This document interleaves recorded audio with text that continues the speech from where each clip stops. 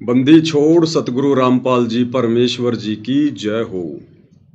परम पिता परमात्मा सारी सृष्टि के सृजनहार कुल मालिक असंख्य ब्रह्मांडों के स्वामी जगत गुरु तीनों लोकों में प्रवेश करके सबका धारण पोषण करने वाले राजाधिराज आत्माधार नाथों के नाथ देवों के देव महादेव सर्वेश्वर महेश्वर मृत्युंजय अजरो अमर आदि अनादि सनातनी प्रभु जगत पिता जगदीश्वर श्री श्री 1008 की उपाधि के वास्तविक अधिकारी अकाल मूरत शब्द स्वरूपी राम वासुदेव सर्वगतम ब्रह्म परम पूज्य प्रथम पूज्य परम संत परम पुरुष परम धनी परम दयालु सत्य कबीर हक्का कबीर अल्लाहु कबीर अल्लाहु अकबर बाखबर अल्लाह ताला जगत के तारणहार जगत के मुक्तिदाता जगत के जगन्नाथ हारे के सहारे हिंदुओं के राम मुसलमानों के अल्लाह सिखों के वाहिगुरु ईसाइयों के मसीह दया के सागर दया निधि करुणा के सागर करुणा निधि स्वयंभू परिभू संकट मोचन कष्ट हरण मंगल करण दुख भंजन अविगत कबीर निर्विकार निर्विषम परमात्मा अलय अलेख सतगुरु आदि अनादि सतगुरु असली मर्यादा पुरुषोत्तम असली राम असली कृष्ण असली घनश्याम असली मुरारी राजाओं के राजा महाराजाओं के महाराजा शहंशाहों के शहंशाह सम्राटों के सम्राट भगवानों के भगवान अल्लाहों के अल्लाह प्रभुओं के प्रभु मसीहाओं के मसीह सच्चे वाहिगुरु बाबाओं के बाबा पीरों के पीर सेठों के सेठ जगत सेठ सावड़सा सेठ सर्वगुण संपन्न अनंत कोटि कलाओं के स्वामी अनंत कोटि ब्रह्मांडों के नायक योगियों में महायोगी ध्यानियों में महाध्यानी सिद्धों में परम सिद्ध ज्ञानियों में तत्व ज्ञानी ब्रह्म ज्ञानी महाज्ञानी परम ज्ञानी सर्वश्रेष्ठ ज्ञानी विज्ञानी युवा कबीर समर्थ कबीर असमवात अमित ओजा सच्चे रहनुमा करीम अल्लाह सुभान अल्लाह दुनिया के अंतिम पैगंबर 8 सितंबर 1951 से गांव धनाना जिला सोनीपत हरियाणा भारतवर्ष की पावन भूमि पे प्रकट रियल कल्कि भगवान श्री नारायण साकार हरि श्री बाबा साहिब नूर अनंत परमात्मा सच्चे दरवेश सच्चे बाखबर संत श्रोमणी सतगुरु रामपाल जी परमेश्वर जी के चरण कमल में साध संगति से जुड़े हुए देश विदेश से आप और हम सभी सत्सेवक भाई बहनों का अनंत कोटि दंडवत प्रणाम। सत्साई भाई और बहनों, बहुत बड़ी दया बहुत बड़ी मेहर पूज्य गुरुदेव भगवान की सतगुरु रामपाल जी परमेश्वर जी की, जिनके सानिध्य में उनके अमर तत्व ज्ञान को आधार बनाकर हर प्रकार से मर्यादाओं में रहकर संघर्ष करते हुए अपनी आत्मा के कल्याण हेतु दृढ़ता के साथ निरंतर भक्ति मार्ग पर आगे की ओर ही बढ़ रहे हैं। भाई और बहनों, इस वर्तमान घोर कलयुग में ये इतनी बड़ी रजा इस युवा अवस्था में बाल अवस्था में पूर्ण परमेश्वर की भक्ति शास्त्र अनुकूल शत भक्ति, जिस शास्त्र अनुकूल शत भक्ति को करते हुए ब्रह्मा विष्णु महेश भी डरते हैं, क्योंकि इस भक्ति को सफल बनाने के लिए जो नियम है जो मर्यादा है उनको निभाने के लिए जीव को जीवित ही मरना पड़ता है। जीवित ही लोक लाज से पीछे हटना पड़ता है, मान बड़ाई अहंकार दिखावे से पीछे हटना पड़ता है, राग द्वेष ईर्ष्या छल कपट निंदा इन सब से दूर हटना पड़ता है। नेक नीति ईमानदारी से हमने अपनी रोजी रोटी के लिए धंधा करना पड़ता है। किसी की भी आत्मा हमने शौपन में भी नहीं दुखानी होती है। किसी को ठगने का विचार शौपन में भी नहीं आना चाहिए। पर नारी को माँ बहन और बेटी की दृष्टि से देखना होता है। लड़ाई झगड़ों से दूर बैठना होता है। अपनी सुरती अपनी निरति अपना ध्यान अपने गुरुदेव के चरणों में रखना होता है और शरीर के प्रत्येक अंग का सदुपयोग, जैसे जिव्या का उपयोग हमने सत्य भाषण करके सतगुरु के दिए गए मंत्रों का जाप करके सतगुरु की महिमा करके इसको सफल करना होता है, इसका सदुपयोग करना होता है। इन कानों से हमने ये दुनिया भर की निंदा चुगली नहीं सुननी होती है। ये दुनिया भर के फिल्मी गाने या अन्य ये जो अश्लील गाने हैं ये हमने नहीं सुनने होते हैं। यानी इतनी ढेर सारी मर्यादा, कदम कदम पर मर्यादा। तो इन मर्यादाओं को जिस दिन हम सही प्रकार से निभाने लग जाएंगे, उस दिन समझो हम संसार की तरफ से जीवित ही मर चुके हैं।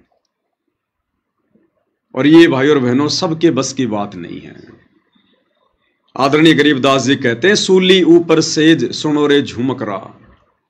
यानी कबीर परमेश्वर की इस सतभक्ति को सफल करना ऐसा है जैसे सूली के ऊपर किसी ने अपनी सेज बिछा रखी हो।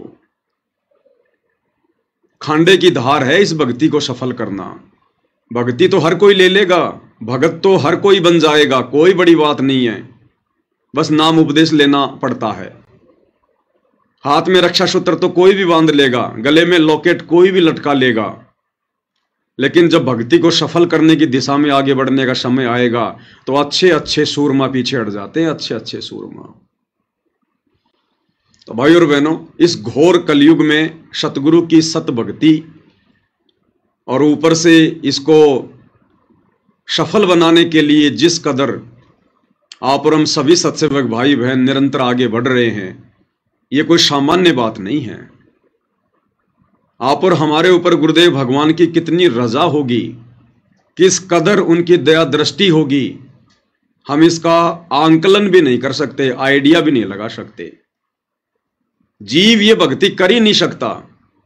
इसीलिए परमात्मा कहते हैं, आप पे आरती आप पे साजे, आप पे किंगर आप पे बाजे, आप पे ताल झांझ झनकारा, आप नचे आप देखन हारा।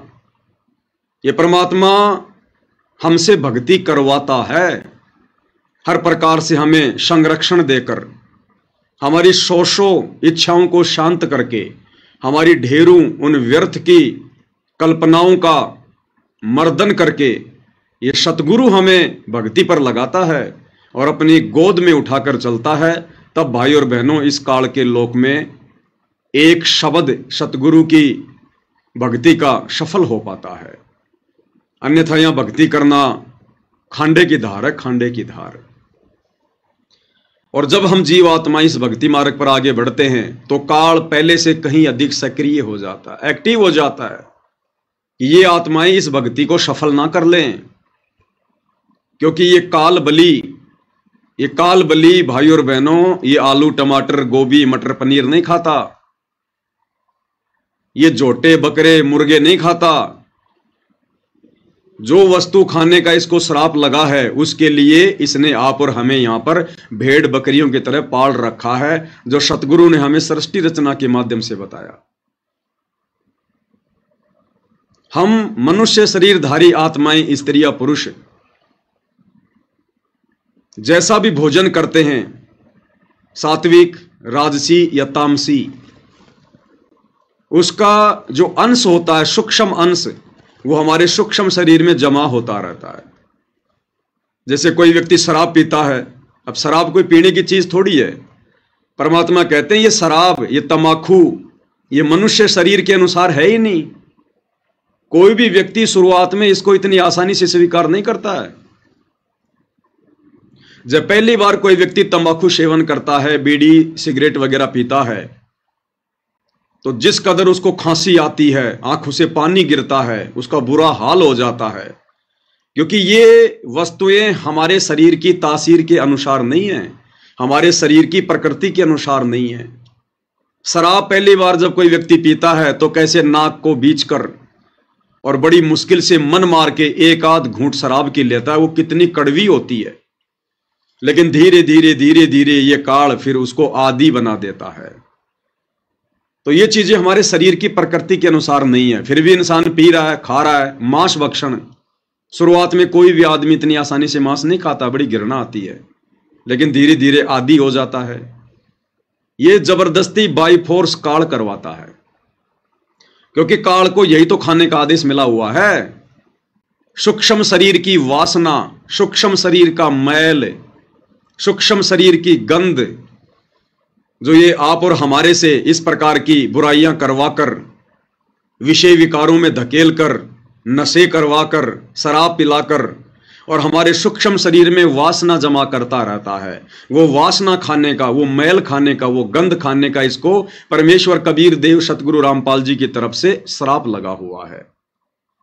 तो ये जबरदस्ती करवाता है। और इसी प्रकार भाइयों और बहनों, अब वर्तमान में जो ये भक्ति का पीक टाइम है, प्राइम टाइम है, कलयुग की बिचली पीढ़ी है, सतगुरु दिन रात मेहनत कर रहे हैं। 30 वर्षों से ऐसा वर्णनीय संघर्ष किया है हमें समझाने के लिए सत्संग करके। तो ये भक्ति का प्राइम टाइम है, कलयुग की बिचली पीढ़ी। और जब इस मार्ग की शुरुआत हुई सन 1994 में, जब कबीर देव ने, सतगुरु रामपाल जी ने अपने यथार्थ 13वें कबीर पंथ की शुरुआत की, उसके बाद से काल पूरी तरह से बौखला गया। इसको चिंता होने लगी कि अब मेरा भोजन मेरे मुख से निकलेगा। तो भाई यहां तो आसानी से एक बिल्ली भी अपने भोजन को नहीं छोड़ती है, एक कुत्ता भी अपने भोजन को नहीं छोड़ता है जब उसके दांत तले हो। तो काल इतनी आसानी से कैसे छोड़ेगा आप और हमें? वो तो हर संभव अपने भोजन को बचाएगा, प्रयास करेगा। तो काल सन 1994 से ही एक्टिव है। और जैसे जैसे ये मार्ग आगे बढ़ता गया, काल को उतनी चिंता होने लगी, उतनी फिक्र होने लगी, और हर संभव प्रयास में लगा रहा। आत्माओं को डगमग किया जाए, उनके मन में शंका पैदा की जाए, संदेह पैदा किया जाए, गुरु मर्यादा तुड़वाई जाए, गुरु वचन की अवहेलना करवाई जाए, भक्ति विधिवत ना कर पाए कोई जीव, इसके लिए उसको व्यस्त किया जाए, उसके मन में सौ शंकाएं पैदा की जाए। तो ये अपना प्रयास पूरी तरह से कर रहा है। और अब तो भाई और बहनों, वो समय आ गया है जिस समय काल पूरी तरह से बौखलाया हुआ है, विशेषकर सन 2014 से। और काल पूरी तरह से एक्टिव हो चुका है, अपने अनेकों रूप बनाकर सतगुरु रामपाल जी परमेश्वर जी की संगत में जो भगत भाई बहन मर्यादा तोड़कर भक्ति करने का, भगत बनने का दिखावा कर रहे हैं, ढोंग कर रहे हैं, सूक्ष्म रूप में उनके हृदय में बैठा है, उनकी बुद्धि पर सवार है, और अन्य भगत भाई बहनों की भी मर्यादा तुड़वा रहा है, उनको भी भ्रमित करवा रहा है। और जब से सात संगतियां शुरू हुई है, तब से तो इसका हाल ही बेहाल हो गया कि यहां तो बिल्कुल प्योर सोल, प्योर आत्मा, शुद्ध आत्मा तैयार हो रही है। ये तो परमेश्वर की भट्ठी है, भट्ठी। तो भाई और बहनों, साध संगतियों को भी इतनी आसानी से आगे नहीं बढ़ने देगा। ये थोड़ी है कि हम साध संगति से जुड़ गए, पवन भगत जी के वीडियो देखने लग गए, गुरु जी की आरती उतारने लग गए, गुरु जी को भोग लगाने लग गए, तो बस हमारा तो हो गया बेड़ा पार।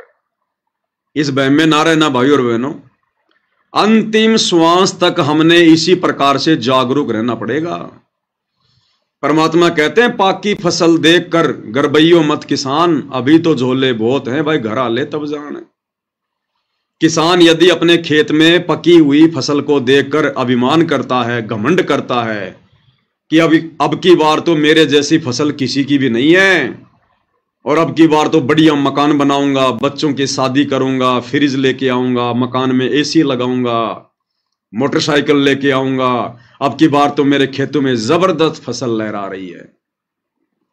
तो परमेश्वर उस किसान का उदाहरण देकर आप और हमें भक्ति मार्ग पर समझा रहे हैं कि उस किसान को अभिमान नहीं करना चाहिए खेत में खड़ी हुई फसल को देखकर। अभी तो झोले बहुत हैं भाई, घर आले तब जान। अभी तो ना जाने कब आंधी चल जाए, कब भयंकर बारिश हो जाए, कब ओले गिर जाएं, कब क्या भूकंप आ जाए। जब तक वो फसल कट पिट के निकल कर और उनको बोरियों में और उनको उन कट्टों में बांध कर जब तक तू अपने घर पर ना रख ले, तब तक भाई तेरे को सचेत रहने की आवश्यकता है। तो भाई और बहनों, इसी प्रकार इस सतभक्ति मार्ग पर, ठीक है, परमेश्वर ने हमें सत्य मिशन से जोड़ दिया, सत्य मार्ग से जोड़ दिया, साध संगति से जोड़ दिया, क्योंकि परमात्मा कहते हैं साध की संगत सतगुरु की सेवा, अजर अमर घर पावे, और कहे कबीर सुनो रे गोरख, हम सबको तत्व भेद लखावे। लेकिन यहां पर तो पहले से भी ज्यादा सावधानियां बरतनी पड़ेंगी इस भक्ति को सफल करने के लिए। तो वर्तमान में भाइयों और बहनों कुछ एक घटनाएं जो दास के सामने आई है, परमात्मा की प्रेरणा से मेरी सेवा है, मेरी ड्यूटी है, हल्का फुल्का मैं आपको जानकारी दे दूं, आपको मैं परिचित करवा दूं ताकि आप धोखा खाने से बचें। तो दास के पास में फेसबुक पर कुछ पोस्ट आ रही हैं इस प्रकार की जो आप ये स्क्रीन पर देख रहे हैं।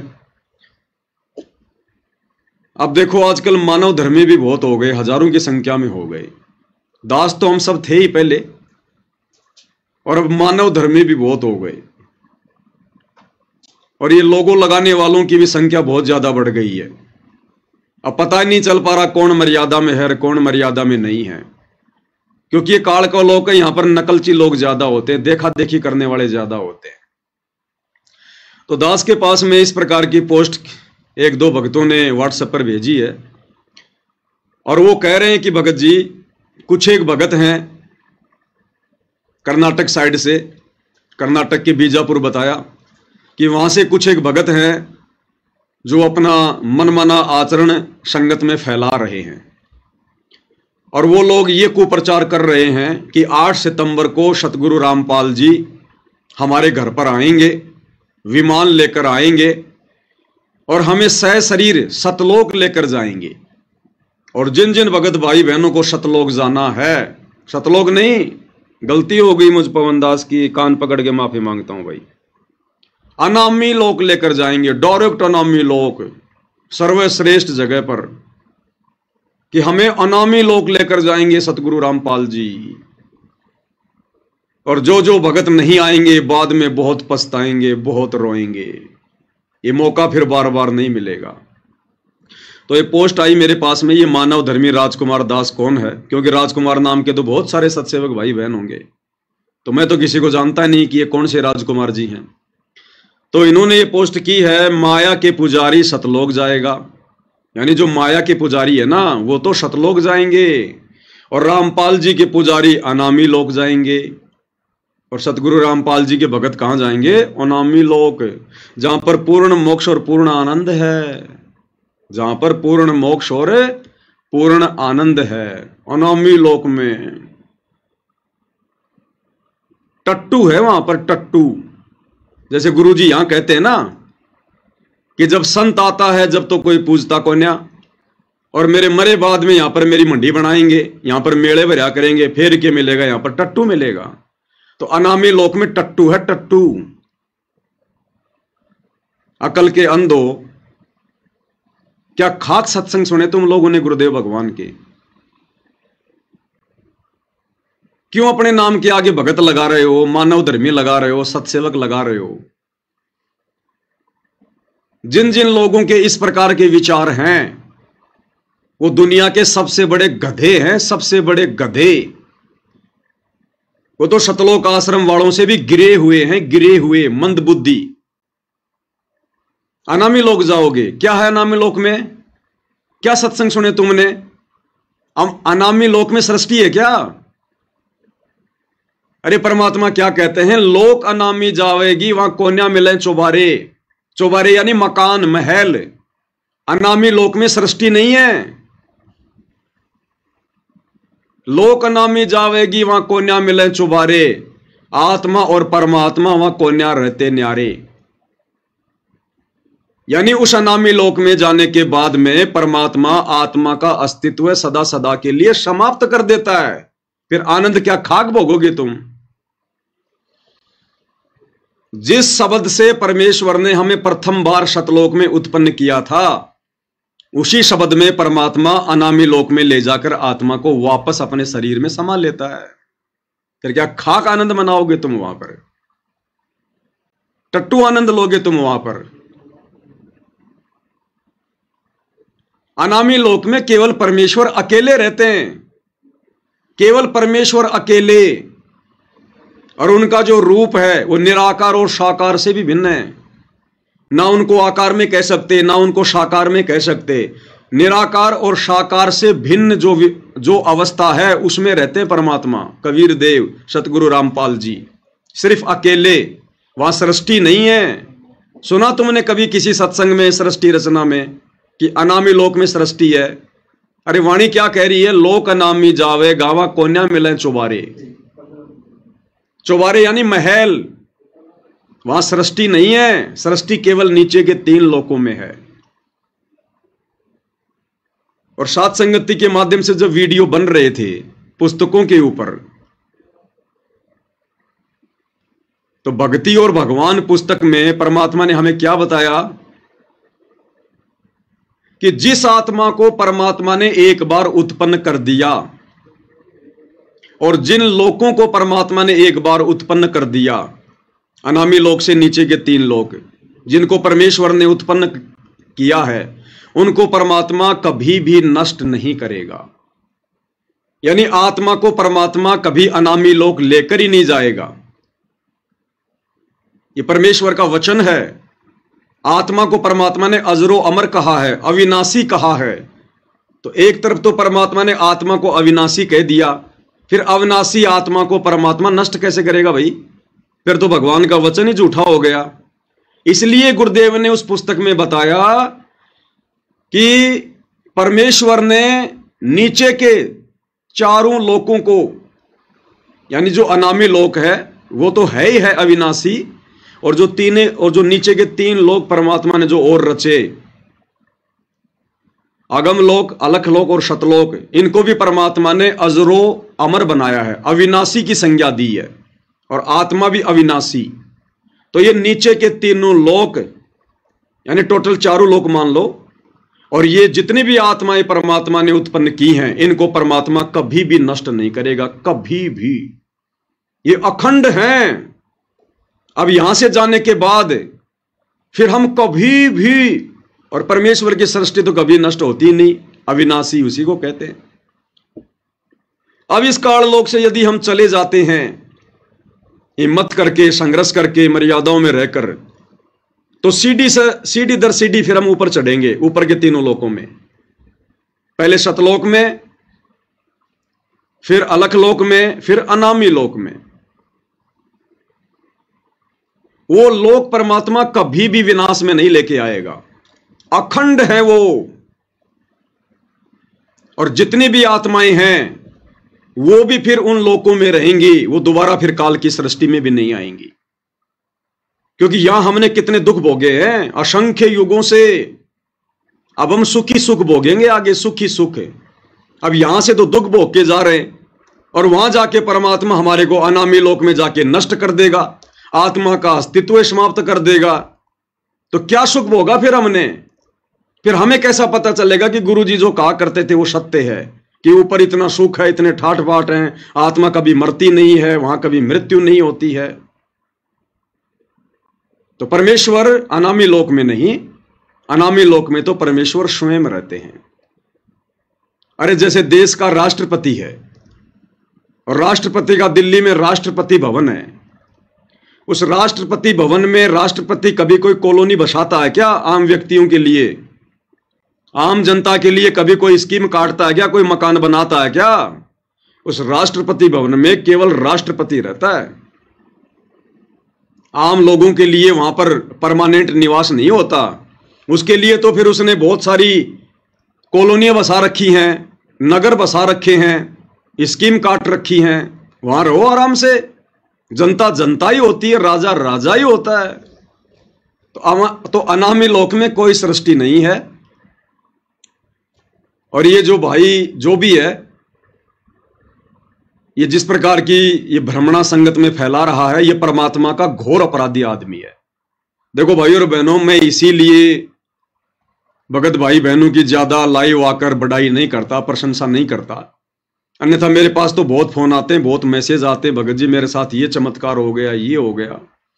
इसलिए दास ज्यादातर उनका जिक्र नहीं करता है, क्योंकि भाई और बहनों है तो आखिर हम सब जीव, हमारे अंदर हवा बहुत जल्दी भर जाती है। तो जहां तक मेरा आइडिया है, ये बीजापुर के, कर्नाटक के रमेश भगत जी वही हैं जिनके घर पर एक बार सात संगति हुई थी।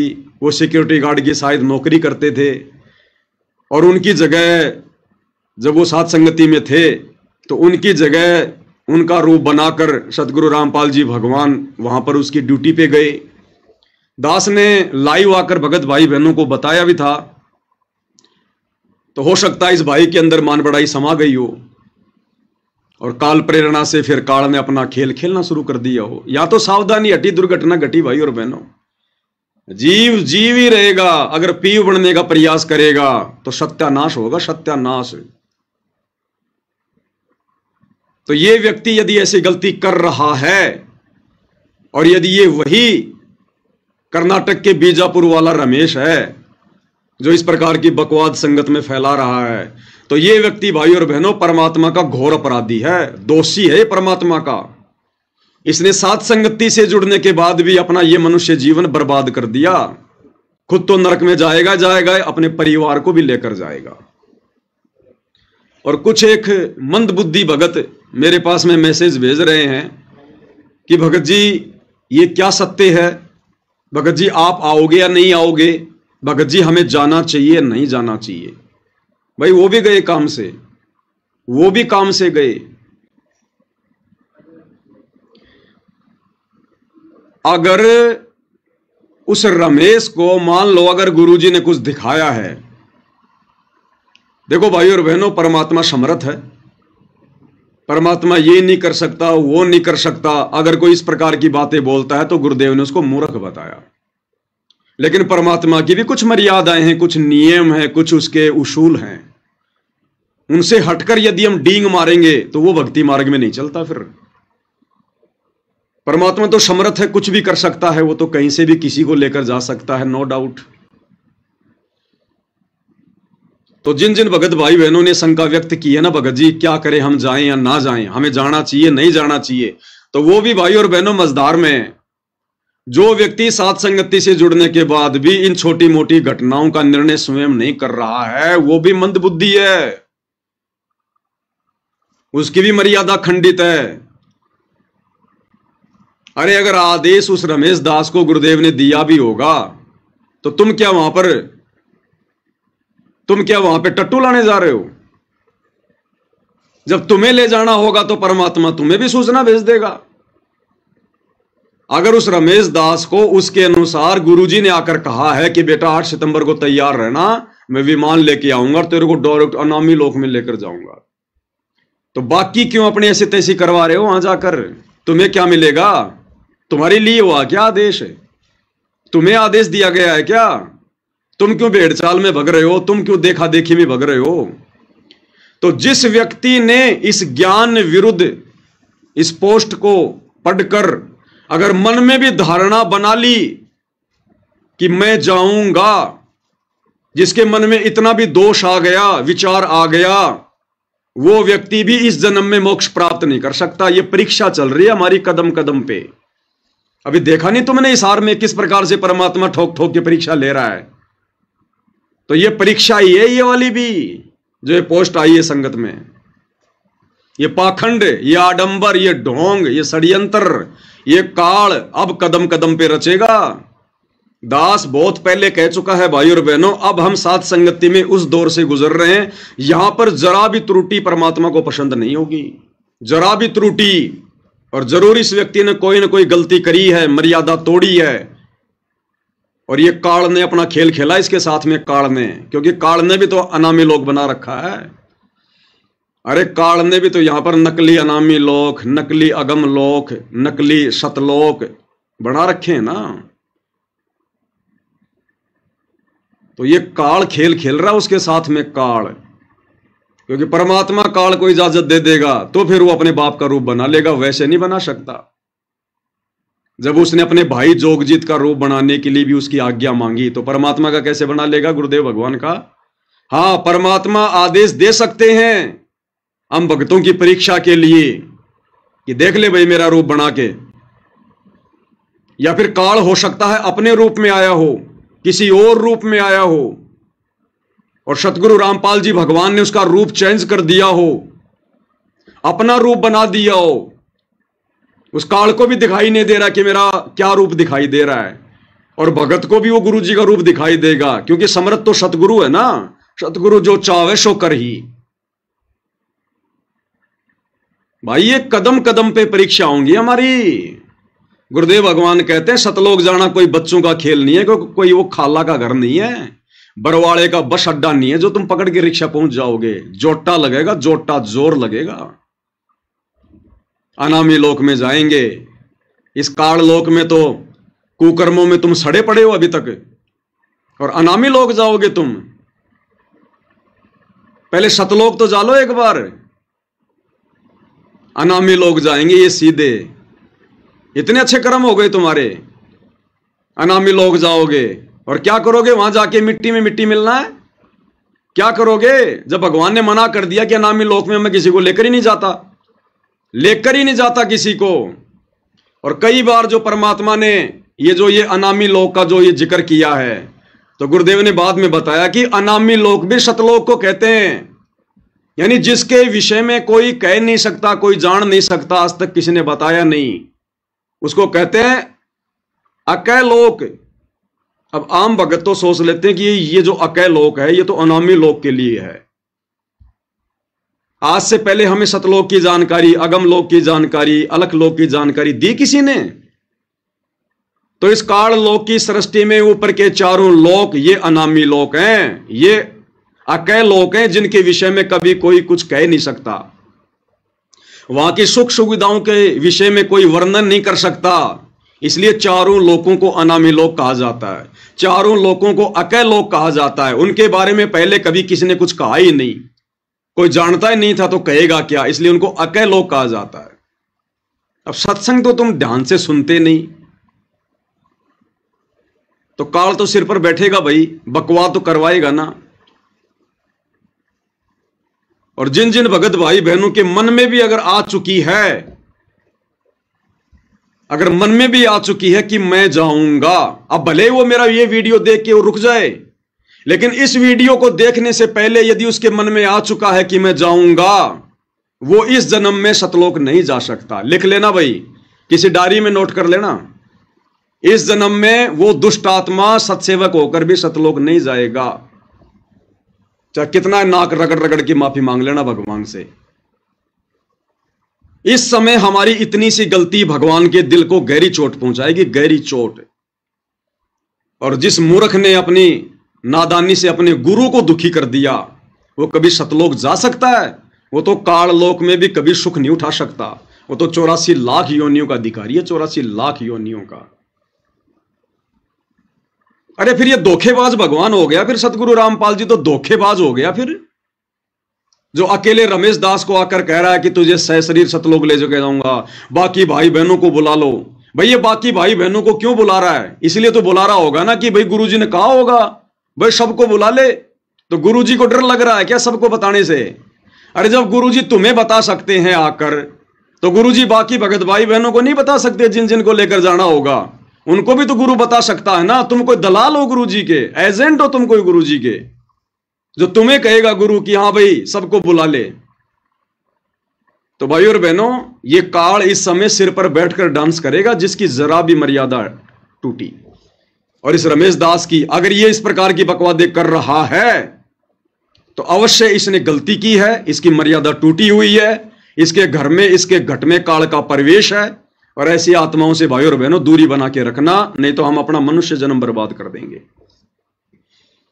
हमें तो गुरुजी ने कभी इस प्रकार की विधि नहीं बताई, 30 साल हो गई, कभी गुरुजी ने नहीं कहा कि भाई मैं ऐसे चुपके आऊंगा और उस भगत के माध्यम से फिर मैं तुम्हें संदेशा दिलाऊंगा कि आ जाओ तुम्हें अनामी लोक लेकर जाऊंगा। हमें तो कभी नहीं कहा गुरुजी ने कि मैं तुम्हें अनामी लोक लेकर जाऊंगा। हमें तो केवल गुरुजी सतलोक तक की जानकारी दे रहे हैं और कह रहे हैं सबसे पहले हम यहां से सतलोक जाएंगे। सतलोक में फिर तुम्हारी इच्छा है ऊपर जाओ या ना जाओ, बाकी सतलोक में फिर तुम्हें कोई कष्ट नहीं है, कोई दिक्कत नहीं है, वहां कोई मृत्यु नहीं है, किसी चीज का अभाव नहीं है, कोई बुढ़ापा नहीं है, कोई रोग नहीं है। फिर आगे तुम्हारी मर्जी भाई, अगर आगे जाओगे तो आगे की तुम्हें भक्ति दे दी जाएगी। हमें तो कभी नहीं कहा गुरुजी ने किसी भी सत्संग में कि भाई तुम्हें डायरेक्ट अनामी लोक लेकर जाऊंगा। और ये इस प्रकार की घटिया पोस्ट डाल के कि माया के पुजारी सतलोक जाएगा। अरे माया के पुजारी कभी सतलोक जाएंगे क्या मूर्ख आदमी? अरे माया का पुजारी कभी सतलोक जा सकता है क्या? ये टोटल भाई और बहनों काल बैठा उसके सिर पे काल है। तो उसने तो अपना जीवन बर्बाद किया ही किया। और जिन जिन आत्माओं के मन में ये आ चुका है मेरा ये वीडियो देखने से पहले कि हम भी जाएंगे, वो आत्माएं भी अपना ये जन्म बर्बाद कर चुकी हैं, ये फाइनल मान लेना। तो ये कुछ बकवादे हैं भाई और बहनों जो आपके सामने पेश करनी जरूरी थी। और हो सकता है भाई और बहनों मान लो इसको परमात्मा उस दिन आकर ले भी जाएं, लेकिन आप और हमने फिर भी इस प्रकार की बकवादों में नहीं पड़ना है। जब तक गुरुजी हमसे आकर कोई बात ना कहें, जब तक हमें आकर कोई आदेश ना दें, और जब तक हम उनके द्वारा बताई गई विधि अनुसार ये कन्फर्म नहीं कर लें कि ये मेरा गुरु है या फिर मेरा गुरु मेरी परीक्षा ले रहा है या मेरे गुरु ने अपना रूप इस काल को दे दिया मेरी परीक्षा के लिए, जब तक ये कन्फर्म ना हो जाए तब तक भाई और बहनों हमने केवल उसी विधि से सतलोक जाने की तैयारी करनी है जो विधि गुरुदेव ने पिछले 30 वर्षों से अपने सत्संगों में बताई है। केवल उसी विधि से। ये काल का लोक है, ये छोड़ेगा नहीं। अंत समय में भी मर्यादा तुड़वा देगा किसी न किसी बहाने, किसी न पॉइंट पर मन में शंका पैदा कर देगा। इसलिए परमात्मा कहते हैं यो गुरु ज्ञान विज्ञान वाणी जीवित ही जग में मरो, यानी संसार की तरफ से जीवित मर जाओ। संसार किसका? काल का। ना हमने कोई काल की बातों पे ध्यान देना, ना हमने काल के पुजारियों की बातों पे ध्यान देना। अपने सतगुरु के प्रत्येक वचन को सत्य मानकर आगे बढ़ना है भक्ति मार्ग पर। और जैसे जैसे हम अब आगे की ओर बढ़ेंगे 2028 युग परिवर्तन, तैसे तैसे ये काल भाई और बहनों ना जाने क्या क्या परपंच रचेगा, क्या क्या षड्यंत्र रचेगा। अभी तो देखते जाओ आप, अभी तो ढंग से शुरुआत है। अभी आगे आगे देखते जाओ क्या क्या होता है। कितने लोग साथ संगति में डटे रहेंगे। जब परीक्षाएं होंगी ना तब देखना। परमात्मा कहते हैं भक्ति भाव भादो नदी सब चले गहराए और सरिता सोई जानिए जो जेठ मास ठहराए। अभी भक्ति का जेठ मास आया नहीं है। जब वो जेठ मास आएगा, प्यास सताएगी, गले सूखेंगे, तब पता चलेगा हम कहां कहां भगेंगे, क्या क्या होगा हमारे साथ में। अभी तो परमात्मा हमारी बहुत मदद कर रहा है, बहुत सहयोग दे रहा है। अभी तो हमें ज्ञान और भक्ति से दृढ़ कर रहा है। और जब वो परीक्षा लेगा ना ठोक ठोक के बजा बजा के, तब पता चलेगा उसके असली हीरे मोतीलाल कौन है। तो ये ज्ञान आधार बिल्कुल भी नहीं है। जो ये घटिया पोस्ट सोशल मीडिया पर कुछ एक नादान भगत वायरल कर रहे हैं, वो अपना जीवन बर्बाद कर चुके हैं। और भाई आगे किसने क्या करना है ये अपना डिसीजन खुद ले लेना। हमेशा तुम्हें भगत भाई बहन नहीं समझाएंगे। अगर तुम यहां पर भी डगमग हो रहे हो और जब ये स्थूल शरीर छोड़कर त्रिकुटी की यात्रा करोगे, तुम क्या खाक जाओगे तुम त्रिकुटी पर। 14 करोड़ तो छोड़ो, तुम्हें एक भी यम का दूध दिखाई दे गया तुम्हारी टट्टी पेशाब निकल जाएगी। अगर तुम्हारी यही अगर तुम्हारी अज्ञानता रही तो भाई अपना अपना स्टैंड क्लियर कर लेना। उसके बाद भाई और बहनों दूसरी जो घटना है, एक ये पीला पर्चा है, आप सभी भगत भाई बहनों के सामने है। सतलोक आश्रम मैनेजमेंट हरियाणा ने इसको 15 अगस्त 2025 को वायरल किया है, क्योंकि गुरुदेव भगवान के आशीर्वाद से जब दास 12 अगस्त 2025 को अपने 2 भगत भाइयों के साथ, मनोज दास और मुकेश दास के साथ अपनी हिसार की तारीख पर गया था, और जिस प्रकार वहां सतलोक आश्रम मैनेजमेंट हरियाणा के मीडिया प्रभारी डॉक्टर चांद राठी और बसंत सैनी गांव गांधरा जिला रोहतक हरियाणा वाले ने जो ज्ञान विरुद्ध निंदनीय घटिया हरकत की है, कुछ भक्तों को साथ में लेकर एक किराए की लड़की लाकर, उस घटना के बाद में उस पेट्रोल पंप से दास ने जो सीसीटीवी वीडियो लिया और दास ने जब उसको दास के Facebook page Pawan Das is live के ऊपर डाला, तो गुरुदेव भगवान के आशीर्वाद से आज तीसरा ही दिन है और तीसरे दिन में कम से कम 60 लाख लोगों ने देख लिया। 60 लाख लोगों ने, बड़ी तेजी से वो वीडियो वायरल हुआ मालिक के आशीर्वाद से। तो मैनेजमेंट हरियाणा पूरी तरह से बौखला रहा है। इनका मानसिक संतुलन दिन ब दिन बिगड़ता जा रहा है, क्योंकि भक्ति के ये निकट भी नहीं है। बकवाद काल इनसे जी भर के करवा रहा है। सतगुरु का आशीर्वाद इनके सिर से हट चुका है। अब ये भी अपनी अंतिम यात्रा की तरफ है, अंतिम यात्रा की तरफ। इनको बकवादों के अलावा कुछ भी नहीं सूझेगा अब आगे आगे, और ऐसे ही इन लोगों का सत्यानाश होगा धीरे धीरे मालिक के विधान अनुसार। तो इन्होंने आनन फानन में एक पीला पर्चा निकाला है। मुझे तो हंसी आई भाई और बहनों इसको पढ़ के। मान न मान मैं तेरा मेहमान, जबरदस्ती के पीले पर्चे निकाल रहे हैं, जबरदस्ती के। और क्या लिखा है, दिनांक 15 अगस्त 2025, समय 9:40 रात्रि। सभी भगतात्माओं से प्रार्थना है कि सतगुरुदेव जी का आदेश आया है। बिना सतगुरु के आदेश के तो ये बाथरूम करने भी नहीं जाते, इतने आज्ञाकारी हैं आश्रम वाले। बिना सतगुरु की आज्ञा के तो ये पैंट के नीचे ये चड्डी भी नहीं पहनते। पहले गुरुजी से पूछते हैं कि गुरुजी आज मैं कौन सी चड्डी पहनूं। इतने आज्ञाकारी भगत हैं ये। तो कह रहे हैं गुरुदेव का आदेश आया है। अब बताओ गुरुजी को कैसे पता चला भाई? गुरुजी तो जेल में बैठे हुए हैं। अरे गुरुजी तो जेल में बैठे हुए हैं। अब जेल में ना तो मोबाइल की व्यवस्था होती है ना कुछ और, तो गुरुजी को कैसे पता चल गया?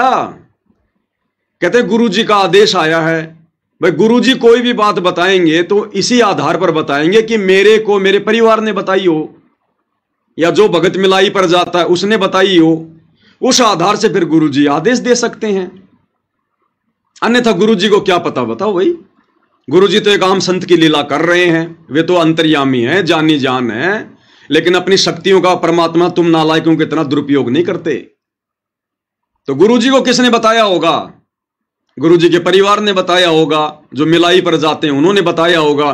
तो आदेश ये गुरुजी का कहां हो गया? आदेश तो मिलाई पर जाने वाले भक्तों का है, जो उन्होंने गुरुजी को आदेश दिया। उन्होंने गुरुजी को आदेश दिया कि गुरुजी अब तुम भी ऐसा ही आदेश दे दो जो हमने आपको बताया है। तो कह रहे गुरुजी का आदेश आया है। क्या आदेश है? सतगुरुदेव जी का आदेश आया है कि गुरुद्रोहियों ने एक अन्नपूर्णा मुहिम संत रामपाल जी महाराज जी के सानिध्य में नामक व्हाट्सएप ग्रुप बनाया हुआ है।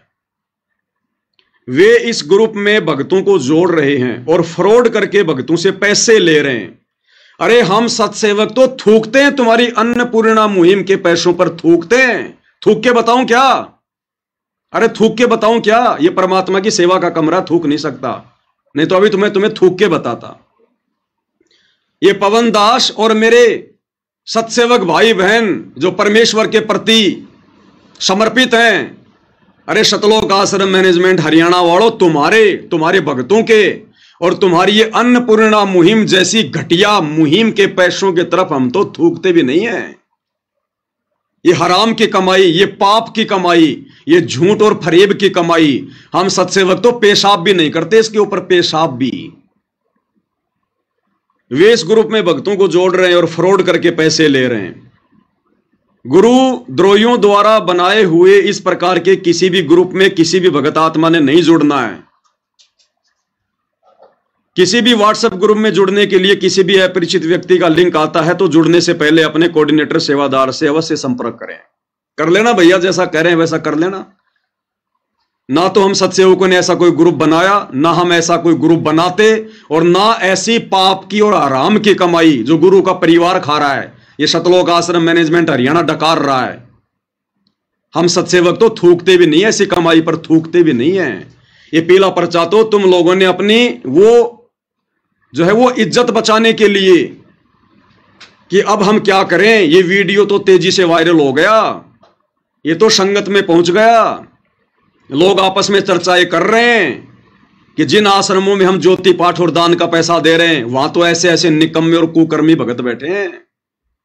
हमारा पैसा तो इन कुपात्रों के, कुकर्मियों के हाथ में जा रहा है, इनमें तो भगत का एक भी लक्षण नहीं है। ये तो जानवरों की तरह भक्तों को मार रहे हैं और कहते हैं हमारे को सारनाम मिल गया, हमारे को सार शब्द मिल गया। अब संगत की आंखें खुल रही हैं, इनके पेट में दर्द हो रहा है, तो इस प्रकार की बकवाद मन गढ़ंत कहानियां लिख लिख कर भेज रहे हैं। फिर इसी का नीचे का दूसरा पर्चा है, उसमें इन्होंने क्या लिखा है, ये है, इसमें इन्होंने रेफरेंस दिया है अन्नपूर्णा मुहिम संत रामपाल जी महाराज के सानिध्य में बिना मेहनत के कमाई का सबसे बड़ा रहस्य 100% वैध और सुरक्षित घर पर रहें और इस कंपनी के प्लेटफॉर्म पर हमारे साथ निवेश करें। अपने मासिक वेतन पर निर्भर ना रहें। आपका मासिक वेतन आपको अमीर नहीं बनाएगा। शामिल हो, प्रक्रिया पर भरोसा करें, अपना पैसा यहां निवेश करें, हम पर नहीं। कृपया यहां घोटालेबाजों को स्वीकार ना करें। विश्वसनीय क्रिप्टो ट्रेडिंग निवेश कंपनी, निवेश योजना 5,500 का निवेश करें और 24 घंटों के भीतर 55,000 प्राप्त करें। 7,500 का निवेश करें और 24 घंटों के भीतर 75,000 कमाएं। हम थूकते हैं भाई ऐसे कमाई पर।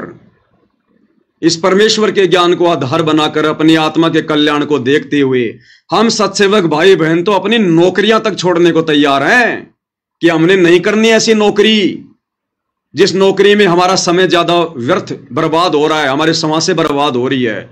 अरे सत्सेवक भाई बहन तो जो कमा रहे थे उसका भी आधा कर दिया। नौकरियां छोड़ छोड़ के अपना छोटा मोटा धंधा कर रहे हैं कि भक्ति करेंगे भक्ति।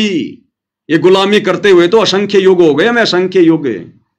और तुम क्या घटिया यहां पर ये प्रक्रिया भेज रहे हो कि सत्सेवकों ने ग्रुप बनाया है और रातों रात 5,000 रुपए लगाओगे तो 25,000 पाओगे, 7,500 लगाओगे तो 70,000 पाओगे।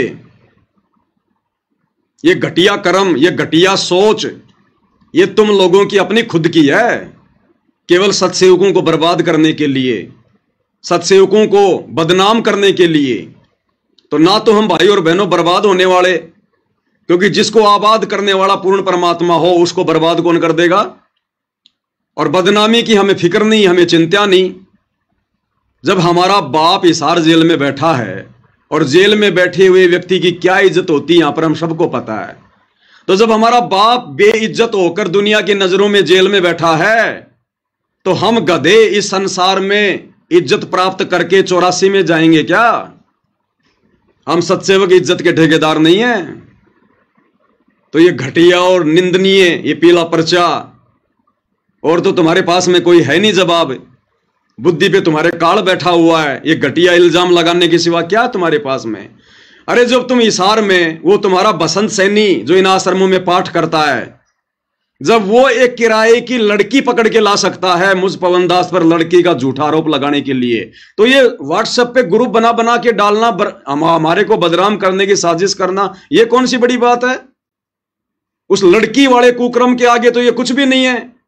चाहे दिन में 50 ग्रुप बना के और हम सत्सेवकों को तुम बदनाम करो।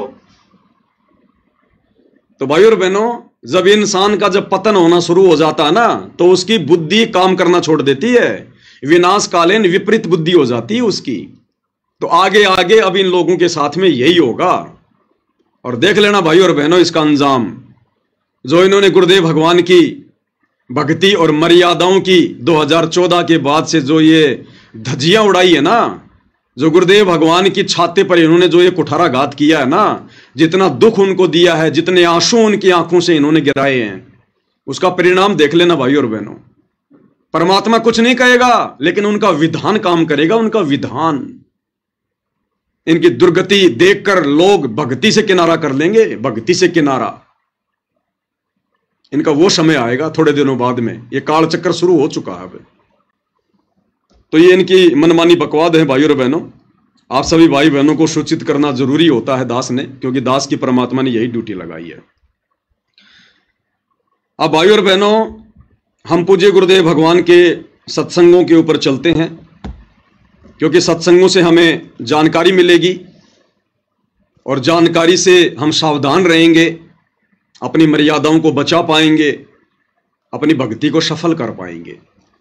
तो दास के पास में जो शॉर्ट वीडियो लगभग 1500 की संख्या में है, हम शॉर्ट वीडियो के ऊपर समझने का प्रयास करेंगे जो गुरुदेव भगवान हमें समझाना चाहते हैं।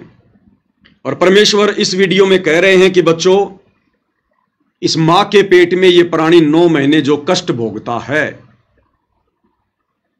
ऊपर को पैर, नीचे को सिर और साथ में वो जठराग्नि, जिसके तापमान का कोई आइडिया नहीं है। लोहा पिघलाने की जो फैक्ट्री होती है ना, उससे भी सैकड़ों गुना ज्यादा तापमान इस परमेश्वर के द्वारा बनाए गए इस शरीर में जठराग्नि में होता है, जठराग्नि में। ये परमेश्वर की रचना है। तो परमात्मा कहते हैं कि 9 महीने ये आत्मा, ये जीव इतना भयंकर दुख भोगता है। सबसे बड़ा नरक कुंड मां का गर्भ है, मां का पेट, जहां हम सभी भगत भाई बहन, जब जब हमारे को ये मनुष्य जन्म मिलता है, हम ये कष्ट भोग कर बाहर निकलते हैं, कष्ट भोग कर बाहर। इसलिए परमात्मा कहते हैं अगर तुम पार नहीं हो पाओगे तो तुम्हें बारंबार नरक कुंड में गिरना पड़ेगा, नरक कुंड में। क्योंकि इस मनुष्य शरीर में एक ब्रह्मांड की पूरी रचना है, पूरी रचना। और एक ब्रह्मांड में इस काल ने स्वर्ग भी बना रखा है, नरक भी बना रखा है। तो हमने सब कुछ भोगना पड़ता है, सब कुछ। तो यदि हम मोक्ष प्राप्त नहीं करते हैं मनुष्य जन्म प्राप्त करके, भले हमारे को परमात्मा 84 में ना भेजे। देखो 84 में भेजना ना भेजना, इसके पीछे भी एक रहस्य होता है। जैसे गुरुदेव भगवान अपने कई सत्संगों में जिक्र करते हैं कि बच्चों, यदि तुमने एक बार उपदेश ले लिया और जब तुम्हें शतनाम मिल जाता है, शतनाम मिलने के बाद यदि तुम्हारी मृत्यु भी हो जाती है या तुम्हारा मोक्ष नहीं हो पाता है, तो तुम 84 लाख योनियों में नहीं जाओगे, बारंबार तुम्हें मनुष्य जन्म प्राप्त होंगे। अब इसके पीछे भी भाई और बहनों कुछ नियम हैं। हर भगत को शतनाम लेने के बाद यदि पार नहीं हुआ तो केवल मनुष्य जन्म ही नहीं मिलेंगे, वो 84 में भी जाएगा। नियम क्या है? 84 में तो वो भगत नहीं जाएगा जो भक्ति करते करते भी, गुरु में श्रद्धा रखते रखते भी, जो किसी कारण से रह गया, उसका पैर फिसल गया, उसने सतनाम भी ले लिया, सारनाम भी ले लिया, लेकिन किसी न किसी पॉइंट पर वो रह गया। अगर वो गुरुद्रोही नहीं होता है, अगर वो गुरु की निंदा चुगली नहीं करता है, अगर वो विशेष कोई बकवाद नहीं करता है, तो फिर परमात्मा उस आत्मा को जल्दी से 84 में नहीं जाने देता, जल्दी से नहीं जाने देता। बारंबार उसको मनुष्य जन्म मिलेंगे, परमात्मा उसकी बैटरी चार्ज करता रहेगा। और जिस भगत ने इस सत्संग को सुनकर कि सतनाम तो मेरे को मिल ही गया, सार नाम तो मुझे मिल ही गया, और गुरु जी का आदेश है कि जिसने एक बार सतनाम ले लिया, सार नाम ले लिया, और अगर इस कलयुग की पिछली पीढ़ी में पार नहीं हुआ तो वो 84 में नहीं जाएगा। और वो नादान सोच ले कि अब 84 में तो मैं जाऊंगा ही नहीं, और पार हो ना हो फिर क्या फर्क पड़ता है, बार बार मनुष्य जन्म प्राप्त करूंगा, 84 में तो जाना नहीं। जिसने अपने मन में यह सोचकर भक्ति को हल्के में ले लिया कि 84 में तो जाना ही नहीं है, फिर कभी पार हो जाएंगे, वो फिर निश्चित 84 में जाएगा। क्योंकि वो जानबूझ के सांची तज रहा है, वो जानबूझ के गलती कर रहा हो। और एक वो व्यक्ति जो भक्ति करते करते सतनाम लेकर, सारनाम लेकर जो गुरुद्रोही हो जाता है, जो गुरुद्रोही हो जाता है। अब गुरुद्रोही का मतलब ये ही नहीं है कि गुरु जी के पीछे लेकर डंडा पड़ जाए, या गुरु जी को सरेआम रोड पे खड़ा होकर गालियां निकालने लग जाए, या गुरु जी की जो है बुराई करने लग जाए, वो ही गुरुद्रोही होता है। ये सारे उदाहरण दे रखे हैं गुरुदेव ने। कमाल को गुरुदेव ने गुरुद्रोही की संज्ञा दी, गुरुद्रोही की। अब बताओ भाई और बहनों, कमाल ने कब गुरु जी को गालियां दी, कब गुरु जी की निंदा करी, बताइए? लेकिन वो भी गुरुद्रोही, लेकिन उसने वो काम कर दिया, परमेश्वर की आत्माओं को परमेश्वर से दूर कर दिया, उसने सबकी मर्यादाएं खंडित करवा दी, और अंत में वो गुरुद्रोही कहलाया। वो 84 में जाएगा। और उस कमाल वाला काम वर्तमान में गुरु जी का परिवार कर रहा है, ये कोऑर्डिनेटर कर रहे हैं, ये नामदान संचालक कर रहे हैं, ये बसंत सैनी जैसे लोग कर रहे हैं उसी कमाल वाला काम। अरे कमाल ने तो कभी गुरु जी को गालियां नहीं दी, फिर भी गुरुद्रोही। गालियां ये मैनेजमेंट वाले भी नहीं दे रहे, लेकिन फिर भी ये गुरुद्रोही हैं, क्योंकि इनकी नीच हरकतों से ये दुनिया वाले गुरु जी को गालियां दे रहे हैं। इन्होंने 2019 में गुरुदेव भगवान की मर्यादाओं के विरुद्ध खड़ा होकर काल प्रेरणा से पूरी संगत को यह आदेश बता दिया कि गुरु जी का आदेश है, हमने बीजेपी को हराना है और कांग्रेस को जिताना है।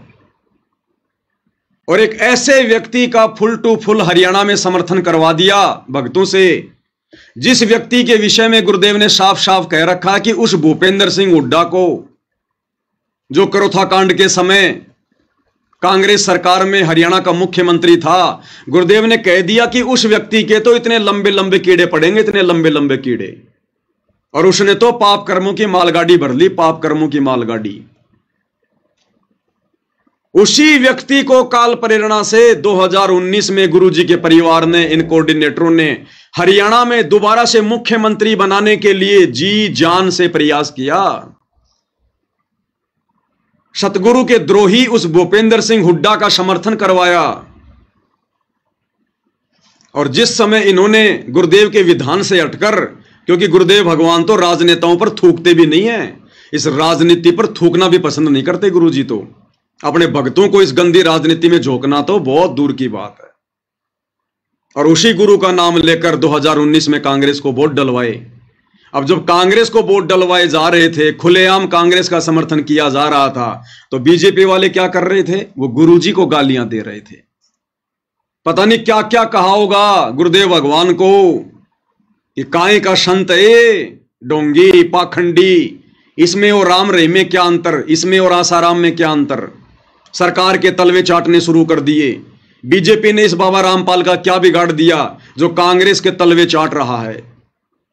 अपनी जमानत करवाने के लिए, जेल से बाहर निकलने के लिए इसने कांग्रेस के साथ में साठगांठ कर ली। अब दुनिया को क्या पता कि ये सारे कुकर्म उनकी गैर हाजिरी में उनका परिवार कर रहा है, ये कोऑर्डिनेटर कर रहे हैं काल प्रेरणा से।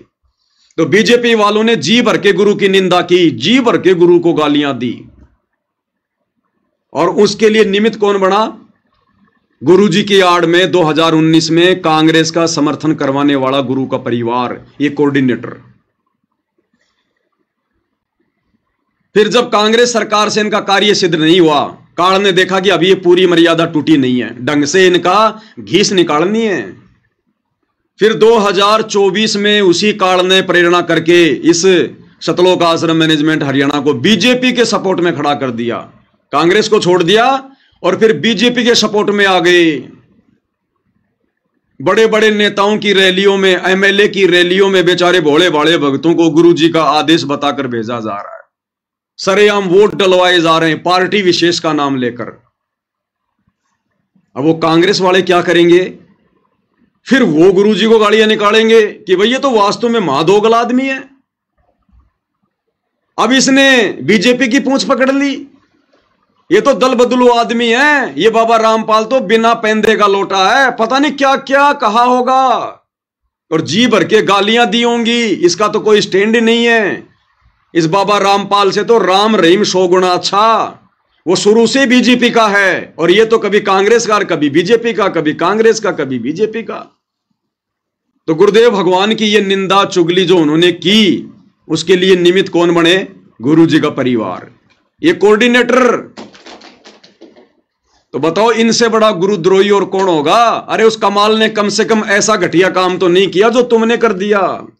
तुम तो उससे भी बड़े गुरुद्रोही की श्रेणी में हो। अरे उस काल ने कभी स्टेडियम तो नहीं बनवाए, खेल तो उस समय भी खेला करते थे लोग। उस काल ने कभी, उस कमाल ने कभी स्टेडियम तो नहीं बनवाए, अपने गुरु की मर्यादाओं को सरेआम तो नहीं तोड़ा। जो कुकर्म तुम लोगों ने कर दिए गुरु की आड़ में, तो ये रियल गुरुद्रोही हैं भाई और बहनों। तो ऐसी आत्माएं फिर 84 लाख योनि में जाएंगी, चाहे वो कितना बड़ा सूरमा क्यों ना हो। उसने चाहे सतनाम ले रखा हो, चाहे सारनाम ले रखा हो, ये काल सूक्ष्म चोट मारेगा। ये आमने सामने की लड़ाई नहीं लड़ेगा वर्तमान में। इसने कह रखा है कि अब मैं रावण जैसी गलती नहीं करूंगा, आमने सामने होकर लड़ाई नहीं लड़ूंगा। मैं दुर्योधन जैसी गलती नहीं करूंगा, आमने सामने की लड़ाई नहीं लड़ूंगा। मैं कंस जैसी गलती नहीं करूंगा, आमने सामने की लड़ाई नहीं लड़ूंगा। इस कलयुग की बिचली पीढ़ी में अगर मैं लड़ाई लड़ूंगा उस कल की भगवान के साथ, उस पूर्ण परमात्मा के साथ, तो उसके भक्तों के अंदर मैं प्रवेश करके लड़ूंगा, उसके भक्तों में प्रवेश करके लड़ूंगा। उसके भक्तों का ही मैं उस भगवान का विरोधी बना दूंगा और फिर कहूंगा कि अब मुझे मार के बता। अगर मुझे मारना है तो पहले अपने भक्तों को मारना पड़ेगा, क्योंकि मैं तेरे भक्तों में प्रवेश हूं। अगर मुझ काल को मारना है तो पहले अपने भक्तों को मारना पड़ेगा, क्योंकि अब वो आमने सामने की लड़ाई नहीं लड़ रहा, अब वो सूक्ष्म लड़ाई लड़ रहा है, भक्तों में प्रवेश करके भक्तों की मर्यादा तोड़वा रहा है। इसलिए तो गुरुदेव भगवान कहते हैं, संगत माही कुसंगत उपजे जैसे बन में बांस, और आप घिस घिस आग लगा देकर बनखंड का भी नाश। अब भाई बाप तो अपने बेटों को मार नहीं सकता, चाहे कितना ही निकम्मा क्यों ना हो। तो बाप ने खूब कोशिश की समझाने की, लेकिन नहीं समझे। बरवाला कांड से पहले बहुत कोशिश की समझाने की, लेकिन नहीं समझे। और बरवाला कांड के बाद भी गुरु ने 10 साल तक मौका दिया कि संभल जाओ संभल जाओ संभल जाओ, नहीं संभले, उल्टे बिगड़ते चले गए। तो अब गुरुदेव भगवान ने इन आश्रम वालों को और अपने परिवार को उनके जो है वो कर्मों के ऊपर छोड़ दिया कि भाई अब तुम्हें सजा तुम्हारे कर्म ही देंगे, क्योंकि संत तो अपनी संतता छोड़ेगा नहीं, अपनी तरफ से किसी को बद्दुआ देगा नहीं, इसलिए जीव के कर्मों पे छोड़ दिया। और कर्म इनके इतने बिगड़े हुए हैं भाई और बहनों, इतने बिगड़े हुए हैं, इनका कहीं से कोई बचाव का साधन नहीं निकलेगा कहीं से भी। तो इस प्रकार की जो आत्माएं हैं, ऐसी जो घटिया हरकतें कर रहे हैं, भले उनको शतनाम मिला हो चाहे सारनाम मिला हो, वो भी 84 लाख योनियों में जाएंगे, 84 लाख योनियों में। इसलिए परमात्मा कह रहे हैं, और फिर बार बार वो निकम्मी आत्माएं उस मां के गर्भ से जन्म लेंगी। अगर मनुष्य जन्म भी उनको मिलेंगे ना, तो बार बार मां के गर्भ से तो आना पड़ेगा, वो प्रकट थोड़ी होगा। प्रोसीजर तो वही है ना मनुष्य जन्म प्राप्त करने की। और मां के गर्भ में आएगा, फिर क्या होगा? नरक कुंड भोगना पड़ेगा, नरक कुंड, क्योंकि इस पिंड में एक ब्रह्मांड का लघु चित्र है। स्वर्ग नरक 14 भवन 7 दीप 9 खंड, सारे देवी देवताओं का वास, कामधेनु का, सब इस शरीर के अंदर है। और जब उसका नरक भोगने का समय आता है, तब उसको मां के गर्भ में डाल दिया जाता है, फिर उसको मनुष्य जन्म मिलता है। और मनुष्य जन्म में यदि उसने कोई ऐसा कुकर्म कर दिया, यदि किसी की हत्या कर दी, यदि उसको जो है वो कसाई का जन्म मिल गया, तो कसाई के जन्म में वो कितने बकरे काटेगा, कितने मुर्गे काटेगा, कितने कर्म फोड़ेगा, फिर वो कुकर्मों का फल भोगने के लिए फिर उसको भी 84 में जाना पड़ेगा। तो भाई और बहनों, एक बार यदि बात बिगड़ गई तो फिर बिगड़ती चली जाएगी, फिर बिगड़ती चली जाएगी ये बात, फिर संभलने में नहीं आएगी ये। इसलिए हमने साथ साथ में गुरुदेव के संकेतों को भी समझना है। हम इसी बात को लेकर ना भूल जाएं कि बस अब तो मेरे को सतनाम मिल गया, सारनाम मिल गया, अगर पार भी नहीं हो पाया तो 84 में तो जाऊंगा ही नहीं। किसने कह दिया 84 में नहीं जाएगा? अरे ब्रह्मा विष्णु महेश की पदवी कौन आत्मा प्राप्त करती है? वो आत्मा जो कलयुग की पिछली पीढ़ी में सतगुरु रामपाल जी की शरण में आती है, और शरण में आकर जो सारनाम की कमाई करता है, और सारनाम लेने के बाद भी जो आत्मा पार नहीं हो पाती है, उन्हीं आत्माओं को तो फिर ब्रह्मा विष्णु महेश की पदवी मिलती है। और गुरुदेव ने क्या बताया कि ये ब्रह्मा विष्णु महेश भी अपना समय पूरा करके 84 लाख की यात्रा में जाएंगे, 84 लाख की यात्रा में। तो कौन से बहम में घूम रहे हो भाई और बहनों? इसलिए परमात्मा कहते हैं, समझा है तो सिर धर पांव, बहुर नहीं रे ऐसा दाव। तो परमेश्वर उसी के विषय में हमें कुछ बातें बता रहे हैं जो ध्यान से सुनने की आवश्यकता है। तू ही तुतकारे थी, जपे था जपा जाप, और बाहर आके भरम गया तो बहुत करते है पाप। माँ के पेट में तो तू ही ये भगवान निष्पक्ष बाहर निकाल दो, आपको बोलूंगा नहीं, तू ही, तेरे बिना कोई नहीं हमारा, तू ही तुतकारे थी, वहां जपता जपा जाप, और बाहर आके भरम गया तन बहुत किए अब पाप। तू ही तुतकारे थी, रंकार धुन ध्यान, कद तड़प तड़प का मालिक ने याद करे था अंदर से कसक के साथ। जिन यो साज बनाई या जाकू ले पहचान, जिन यो साज बनाइया जाकू ले पहचान। और मां के गर्भ में किस प्रकार से तड़प तड़प के कशक के साथ में रो रो के प्रार्थना करते थे कि ये परमात्मा हम इस नरक कुंड से बाहर निकाल दो, नरक कुंड से बाहर निकाल दो। भाई और बहनों, उतनी तड़प, उतनी ही ये कशक हमारी आज गुरुदेव के ज्ञान को आधार बनाकर, इस ज्ञान को अच्छे से समझकर जब इस 21 ब्रह्मांड से, इस पृथ्वी लोक से बाहर निकलने की बनेगी सतलोक के लिए, तब परमात्मा हमारी पुकार सुनेगा। क्योंकि मां के गर्भ में हम कितने दुखी, कितने कायल, कितने परेशान, कितने तड़प रहे थे। गुरु के हर वचन को स्वीकार कर रहे थे कि आप जो कहोगे मैं आपकी हर बात मानूंगा, बस आप मुझे एक बार इस दुख से बाहर निकाल दो। और जब उसने इतनी प्रार्थना की, वो इतना दुखी हो रहा था वास्तव में, तब परमात्मा ने उसकी पुकार को सुना और मां के गर्भ से बाहर निकाला। तो इसी प्रकार जब इस वर्तमान समय में जो हमें गुरुदेव मिल गए, भक्ति मिल गई, काल के कष्टों से गुरुदेव ने हमें परिचित करवा दिया, हम उतनी कशक, उतनी तड़प, और वो तड़प और कशक जब बन जाएगी तो शौपन में भी हम कभी मर्यादा तोड़ने की नहीं सोचेंगे। फिर हमारे को पीछे काल का जो है वो लठ दिखाई देगा, 84 लाख योनियों का वो डर दिखाई देगा फिर हमारे को कि ये तो भयंकर बात बिगड़ जाएगी, भयंकर। और ना जाने फिर परमात्मा कब संभालेगा, कब, कितने युगों, कितने जन्मों बाद हम इस भक्ति को खा खर्च के जब वापस पृथ्वी पर आएंगे कभी, तब तक तो अरबों खरबों कलयुग के बिचली पीढ़ी निकल चुकी होंगी, अरबों खरबों कलयुग की बिचली पीढ़ियां, हमारा नंबर भी नहीं पड़ेगा। इसलिए परमात्मा कहते हैं जिनियो साज बनाइया उसको ले पहचान, कि उस परमात्मा को पहचान ले जिसने तेरा मां के पेट से, उस गर्भ से, नरक कुंड से तेरा पीछा छुड़वाया था। अरे जिस भगवान ने, जिस कबीर देव ने मां के गर्भ से हमारा पीछा छुड़वाया हमारी प्रार्थना पर, तो उस कबीर के अलावा अब इस धरती पर, इस काल के लोक से हमारा पीछा और कौन छुड़वा सकता है? वही छुड़वाएगा जिसने मां के गर्भ से छुड़वाया। इसलिए परमात्मा कहते हैं जिनियो साज बनाइया वा को ले पहचान, कि अब उस कबीर भगवान को तू पहचान ले, अपने सतगुरु को पहचान ले। बंदी छोड़ कौन हो सकता है?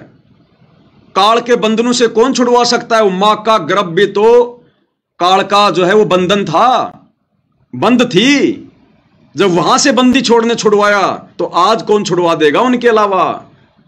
तो सतगुरु रूप में वो बंदी छोड़ आया हुआ है, कबीर भगवान आया हुआ है। इसलिए परमात्मा कहते हैं जिनियो साज बनाइया, जिसने ये खेल रचा है वाकू ले पहचान।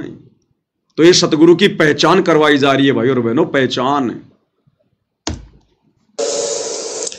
जठरग्नि से राखिया ना साई गुण भूले, ओ साहेब दर हाले है क्यों बोवे है सूल।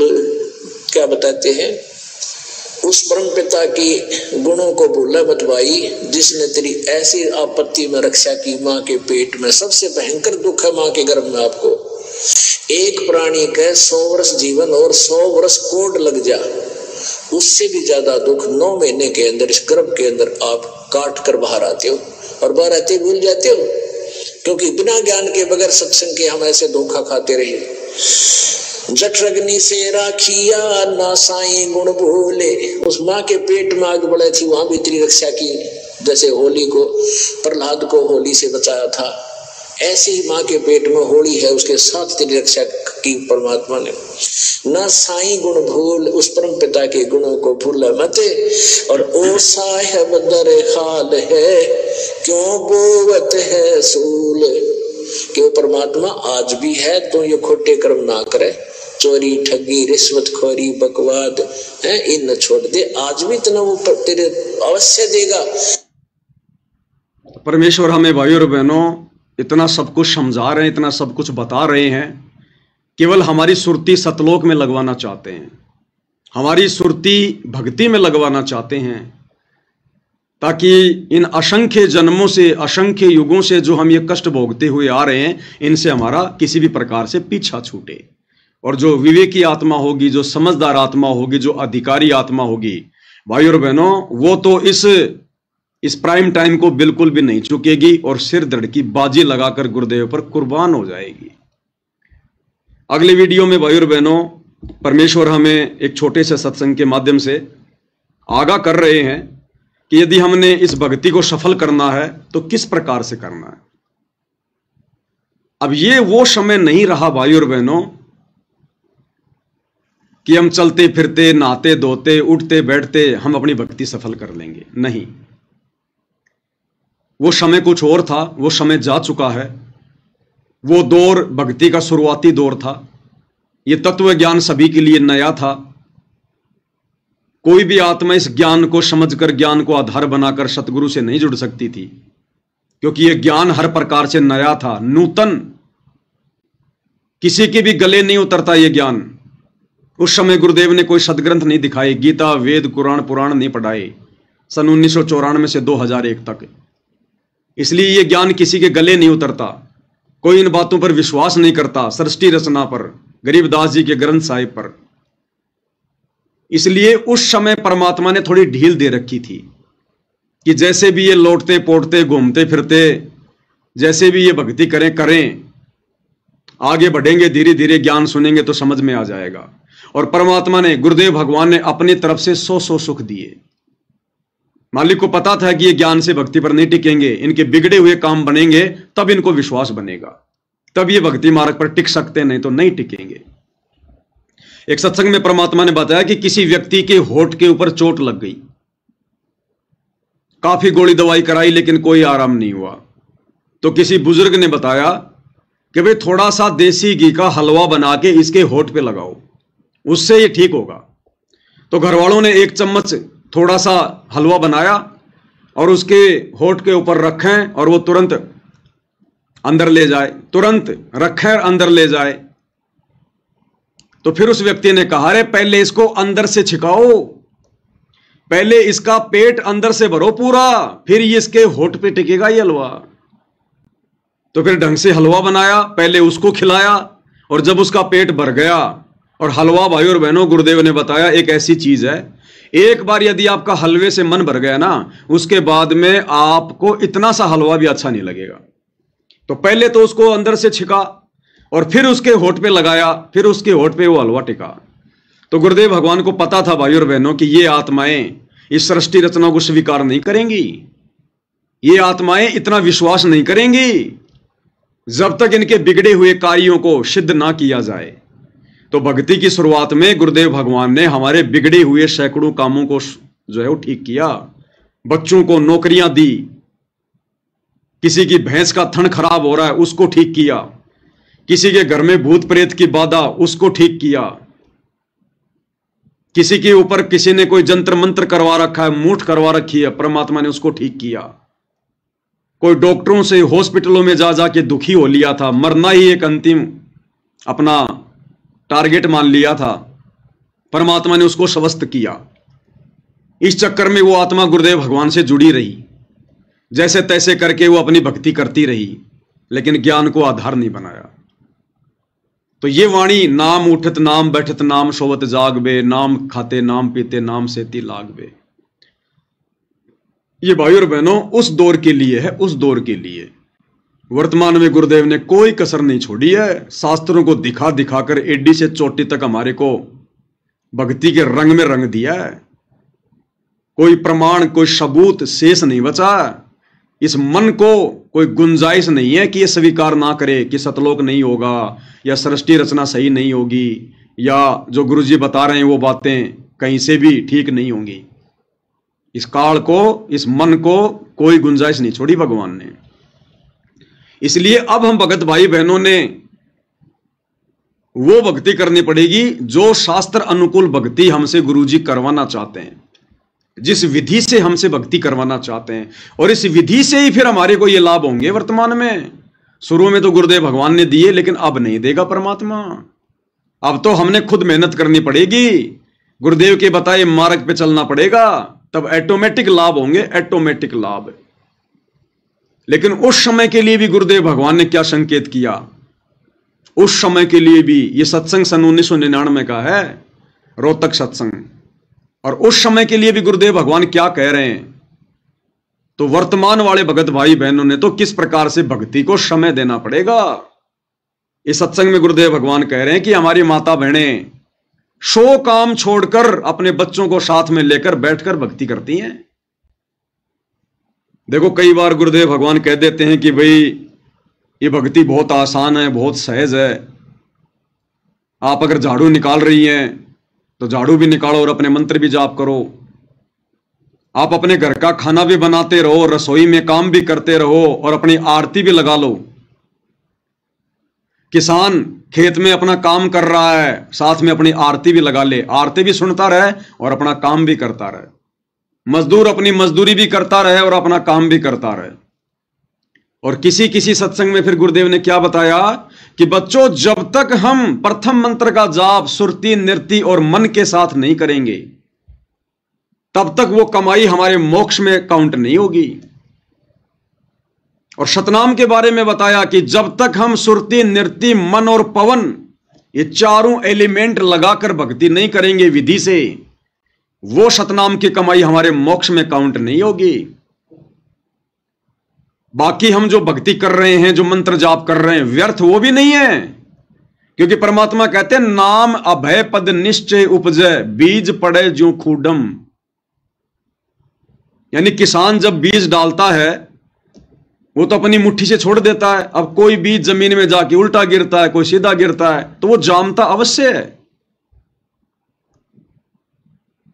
इसलिए परमात्मा कह रहे हैं कि नाम सुमरण तो वो भी काम करेगा जो खाते पीते उठते बैठते नहाते धोते कर रहे हैं, लेकिन विशेष इस मोक्ष वाली भक्ति में तुम्हारा वो सुमरण काउंट होगा, तुम्हारा वो भक्ति धन गिना जाएगा जो तुम विधि विधान से करोगे, सुरती, नृत्य, मन और पवन के साथ में करोगे। तीनों समय की आरतियां समय निकालकर, बैठकर या खड़े होकर, जैसे भी तुम्हारी व्यवस्था है, और विधि विधान से करोगे, हाथ में भक्ति बोध लेकर करोगे। अनपढ़ हो तो फिर गुरुदेव भगवान की अपनी ऑडियो वीडियो लगा लो, लेकिन तुमने समय निकालना पड़ेगा, एक जगह स्थिर होना पड़ेगा, बैठना पड़ेगा या खड़ा होना पड़ेगा। अब भागते भागते, नहाते धोते, उठते बैठते, भैंसों को बाहर ले जाते लाते ये आरतियां करोगे तो बात नहीं बनेगी। अब ये बिल्कुल पीक टाइम आ गया भक्ति का, और अब परमात्मा ने हमें वो भक्ति विधि दे दी, अनमोल भक्ति विधि। कम से कम सुबह शाम तो हम भगत भाई बहनों ने गुरुदेव भगवान की 5 दीपक वाली थाली के साथ में आरती उतारनी है। देखो, विशेष परिस्थितियों में, चाहे सुबह का नित्य नियम हो, चाहे शाम की संध्या आरती हो, अगर हम दीपक वाली आरती के साथ में नहीं करते हैं तो कोई दोष नहीं है, कोई नुकसान नहीं है। भले आप जी 5 दिन के लिए कहीं बाहर चले गए, आप नहीं कर पाए तो कोई दिक्कत नहीं है। ऐसी विशेष परिस्थितियों में हम लोग चलते चलते भी आरती कर सकते हैं, अपना काम धाम करते करते भी हम लोग आरती जो है वो कर सकते हैं। लेकिन यदि आप बिल्कुल नॉर्मल वे में हैं, आपके पास समय है, तो फिर हमने विधि विधान से ही परमेश्वर की आरतियां करनी पड़ेंगी। हमने समय निकालकर चारों एलिमेंट लगाकर सुरती, नृत्य और मन और पवन के साथ ही हमने सुमरण करना पड़ेगा। और उस सुमरण में जो आनंद होगा, उस सुमरण का जो धन जमा होगा, वो वारन पार होगा। तो वर्तमान में तो हमने भाई और बहनों कितना सावधान होकर इस भक्ति को ही अपने जीवन का अंतिम लक्ष्य मानकर, प्रथम कार्य मानकर, बाकी कार्य बाद में, भक्ति वाला कार्य प्रथम, आत्म कल्याण प्रथम है, बाकी दुनिया के काम बाद में है। और जिस समय आत्माएं इस विधि से भक्ति नहीं करती थी, फिर भी परमात्मा सत्संग में जिक्र कर रहे हैं, क्योंकि परमात्मा ने वो सत्संग उस समय केवल उसी समय को ध्यान में रख के नहीं किया, मालिक ने आगामी समय को ध्यान में रख के सत्संग किया। और गुरुदेव कह रहे हैं 1999 में कि हमारी माता बहनें 100 काम छोड़कर, अब बताओ भाई, 100 काम में तो सारे काम आ गए, खाना बनाने का काम, झाड़ू निकालने का काम, कपड़े धोने का काम, बर्तन धोने का काम, बच्चों को नहलाने का काम, उनको कपड़े पहनाने का काम, सारे काम आ गए 100 कामों में। तो 100 काम तो होते भी नहीं है। और दूसरा 100 काम का मतलब होता है सारे सांसारिक झंझटों को छोड़कर। और क्या कह रहे हैं, बच्चों को साथ में लेकर बैठकर भक्ति करते हैं, आरती करते हैं। तो ये आदेश है गुरुदेव भगवान का। जब हम भी इसी प्रकार से अपने 100 काम छोड़कर और बैठकर यहां पर बैठने का मतलब है शांति से, जैसे पहले हम भागादौड़ी में आरती, भागादौड़ी में भक्ति मंत्र करते थे, तो यहां पर बैठने का मतलब है शांति से समय निकालकर अपने बच्चों को साथ में लेकर बैठ के भक्ति करती हैं। अब एक तरफ तो गुरुजी कहते हैं कि खाना बनाते बनाते भी कर लो, और यहां कह रहे हैं कि 100 काम छोड़कर हमारी माता बहनें बच्चों को साथ में लेकर भक्ति कर रही हैं। तो भाई और बहनों, हमने गुरुदेव के संकेतों को समझना पड़ेगा। आप विशेष परिस्थितियों में अपना कार्य करते करते आरती कर सकते हो, सुमरण कर सकते हो, लेकिन हमने ये रोजाना का रूटीन नहीं बनाना। ये मजबूरी आपको महीने में 2 बार आ सकती है, 3 बार आ सकती है, ज्यादा से ज्यादा 5 बार आ सकती है। उन मजबूरी में तो हम लोग आरती वारती ऐसे कर सकते हैं, अपना ऑडियो वीडियो में लगा के या जैसे भी है, अपना कोई कार्य जो है वो करते करते।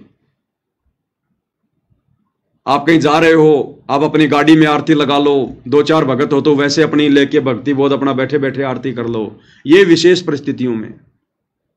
बाकी यदि आप घर पर हो, नॉर्मल वे में हो, तो फिर आपने विधि विधान से ही परमेश्वर की शास्त्र अनुकूल भक्ति करनी पड़ेगी। तभी यह माना जाएगा कि हमने 100 कार्यों को छोड़कर भक्ति को प्रथम महत्व दिया है। तब भाई और बहनों, परमात्मा प्रसन्न होंगे। वे तो अंतर्यामी हैं, उनको दिखाने और बताने की जरूरत नहीं है। तो क्या कहते हैं गुरुदेव भगवान, क्या संदेशा दे रहे हैं? भाई और बहनों, ये शॉर्ट वीडियो अब हमने दोबारा सुनने को नहीं मिलेंगे, ये फाइनल वीडियो बन रहे हैं। और हो सकता है गुरुदेव भगवान के आने के बाद ये पवन दास या मेरे जैसे अन्य सत्सेवक भाई बहन जो परमेश्वर का संदेशा दे रहे हैं, हो सकता है हम भाई बहन आप लोगों को सोशल मीडिया पर दिखाई भी ना दें। हमारे सामने 2 ही ऑप्शन होंगे उस समय, 2 ही ऑप्शन, तीसरा ऑप्शन नहीं होगा। हमारा सबसे पहला ऑप्शन तो होगा बिल्कुल दुनिया से हटकर और एकांत में रहकर अपना साधारण सा जीवन व्यतीत करते हुए अपनी भक्ति करना। और दूसरा ऑप्शन, भाई परमात्मा की कोई विशेष रजा हो जाए, परमात्मा कोई विशेष सेवा दे दे, तो फिर हम गुरुदेव भगवान की सेवा में बिजी रहेंगे। फिर हमारी ड्यूटी समाप्त हो जाएगी, फिर उस समय संगत को समझाने की। फिर बाप आ जाएगा, अरे जब तक हॉस्पिटल में बड़ा डॉक्टर नहीं होता तब तक ही कंपाउंडर की ड्यूटी होती है मरीज को संभालने की, गोली दवाई देने की, छोटा मोटा इंजेक्शन लगाने की, उसको जो है वो ग्लूकोज वगैरह देने की, कोई जो है मरहम पट्टी करने की। और जब डॉक्टर आ जाता है हॉस्पिटल में, फिर कंपाउंडर का काम खत्म हो जाता है, फिर डॉक्टर संभालता है सारी कमान। तो हम कुछ एक सत्सेवक भाई बहन आज गुरुदेव भगवान की गैर हाजिरी में उस कंपाउंडर की भूमिका निभा रहे हैं, अपने शुभ कर्म बना रहे हैं, अपनी सेवा लगा रहे हैं। डॉक्टर साहब के आने के बाद फिर हमारा कोई वजूद नहीं, कोई औचित्य नहीं है। फिर हम अपना वही काम करेंगे जो डॉक्टर जी ने हमें दिया हुआ है। तो क्या कह रहे हैं गुरुदेव भगवान, 100 काम छोड़कर। और ये रिहर्सल यदि हम गुरुदेव भगवान के हिसार जेल से अपने मिशन को पूरा करने से पहले पहले अगर बना लें तो आप और हमारे भले में होगा। आप सोचें कि गुरुजी के आने के बाद हम सही भक्ति करेंगे, गुरुजी के आने के बाद हम भगत बन जाएंगे। ये दिलो दिमाग से निकाल देना ये बात आप, कि गुरुजी के आने के बाद आप भगत बन जाओगे।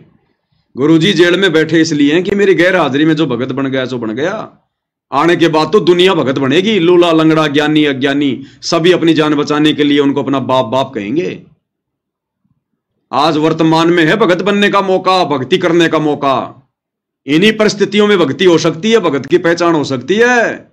आने वाले समय में तो फिर से वही समय आ जाएगा जो समय 1994 से 2014 तक था। भक्ति भाव भादो नदी सब चले गहराए। तो गुरुदेव के आने के बाद फिर से पूरा विश्व टूट पड़ेगा। भक्ति भाव भादो नदी सब चले गहराए। ये जो बीच का समय दिया है गुरुदेव ने 2014 से, और जब तक गुरुदेव भगवान हिसार जेल से बाहर नहीं आते हैं तब तक ही भक्ति करने का, भगत बनने का चांस है। उसके बाद तो आपको एक गधा भी आपको भगत बना दिखाई देगा, भगत बना, साधु बना दिखाई देगा।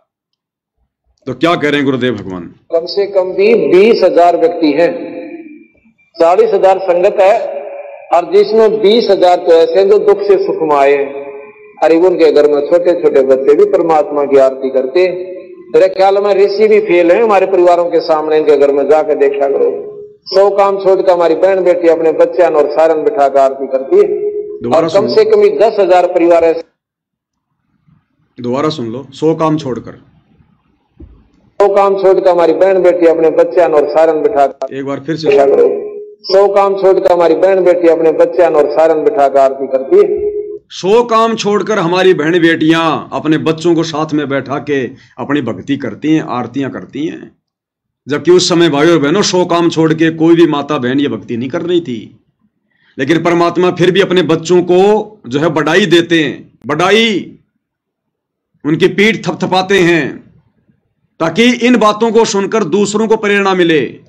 उस समय कर कोई नहीं रहा था, लेकिन गुरुजी अगर सत्संग में इस प्रकार की बातें बोल रहे हैं तो दूसरे सुनने वाले भक्तों को यह प्रेरणा मिलेगी कि भाई इसका मतलब मुझे भी 100 काम छोड़ के बैठ के भक्ति करनी चाहिए।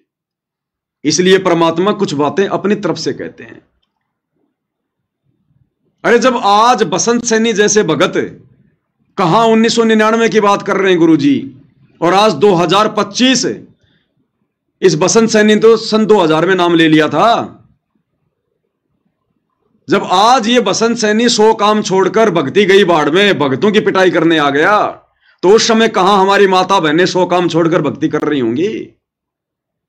जब आज 20 साल बाद भी ये लोग अपने 100 काम छोड़कर भक्तों को मारना अपना जो हम टारगेट बना रखे हैं, 100 काम छोड़कर राजनेताओं की रैलियों में जाना, 100 काम छोड़कर अन्नपूर्णा मुहिम के तहत अपना समय बर्बाद करना, 100 काम छोड़कर और जाटों की धर्मशाला बनवाना, 100 काम छोड़ के स्टेडियम बनवाना, 100 काम छोड़ के भक्तों को इन आश्रमों में मिट्टी ढोने के काम में लगाना गधे की तरह।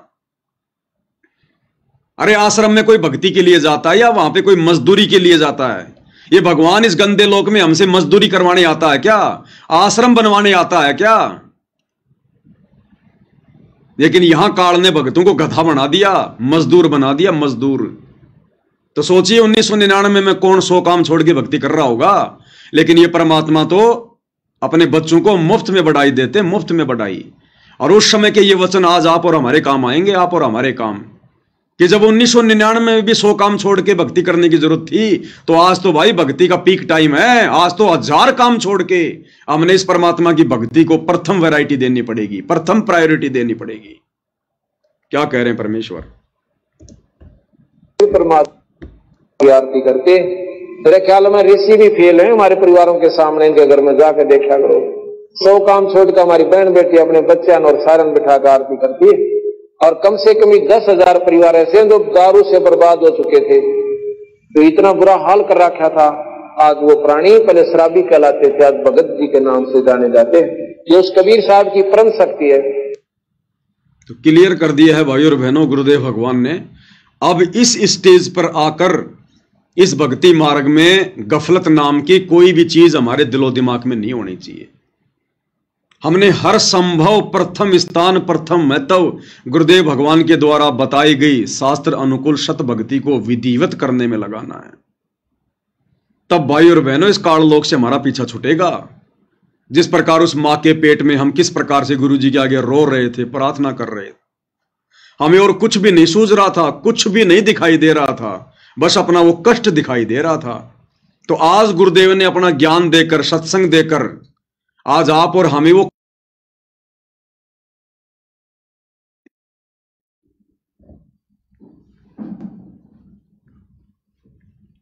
लाइट चली गई,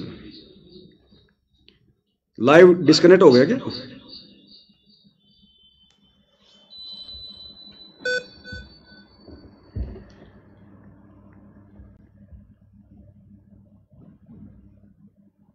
लाइव कट गया कि डिस्कनेक्ट हो गया?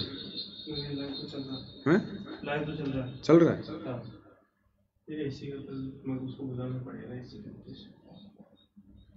लाइव चल रहा है, डिस्कनेक्ट थोड़ी हुआ। टीवी के चला दो। ये बीच में थोड़ी लाइट चली गई थी भाई और बहनों, लाइट कट गई थी, इसकी आवाज डबल क्यों आ रही?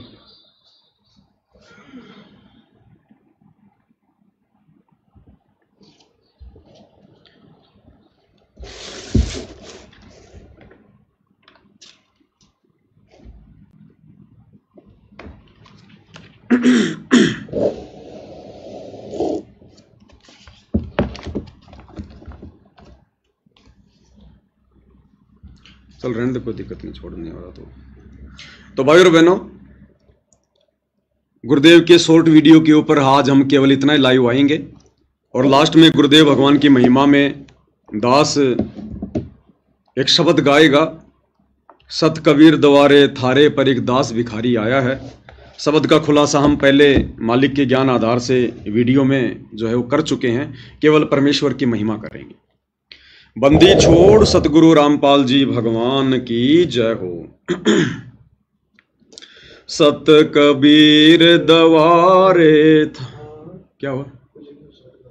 सत कबीर दवारे थारे पर एक दास भिखारी आया है भगति की भिक्षा दे दीजो मेद कटोरा लाया है भगति की भिक्षा दे दीजो उम्मीद कटोरा लाया है। तज नरसी वाले ठाठ नहीं मैं धन्ना जैसा जाट नहीं।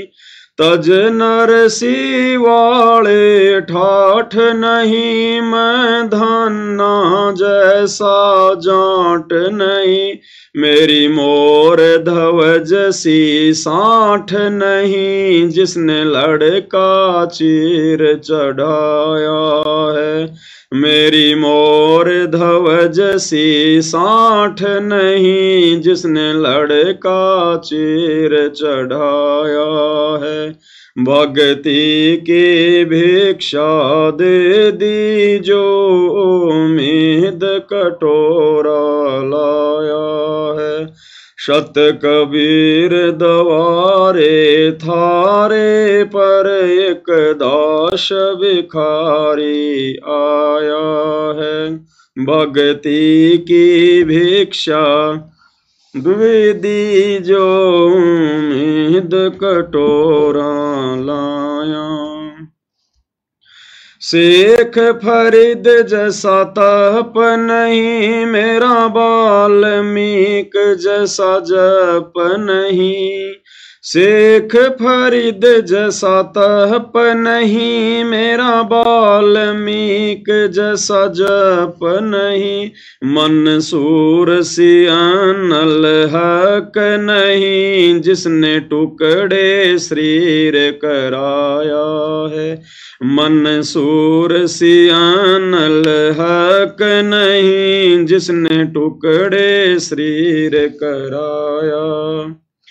भक्ति की भिक्षा दे दीजो उम्मीद कटोरा लाया है। सत कबीर दवारे थारे पर एक दास भिखारी आया है। भक्ति की भिक्षा दे दीजो उम्मीद कटोरा। धोरो जैसी आस नहीं प्रहलाद जैसा विश्वास नहीं। धोरो जैसी आश नहीं मेरा प्रहलाद जैसा विश्वास नहीं। मेरा मीरा जैसा रास नहीं जिसने रो और नाच रिझाया है। मेरा मीरा जैसा रास नहीं जिसने रो और नाच रिझाया है। भक्ति की भिक्षा दे दीजो उम्मीद कटोरा लाया है। सत कबीर दवारे थारे पर एक दास भिखारी आया है। भक्ति की भिक्षा दे दीजो उम्मीद कटोरा। रंका बंका जैसा त्याग नहीं मेरा बाजीद जैसा वैराग नहीं। रंका बंका जैसा त्याग नहीं मेरा बाजीद जैसा वैराग नहीं।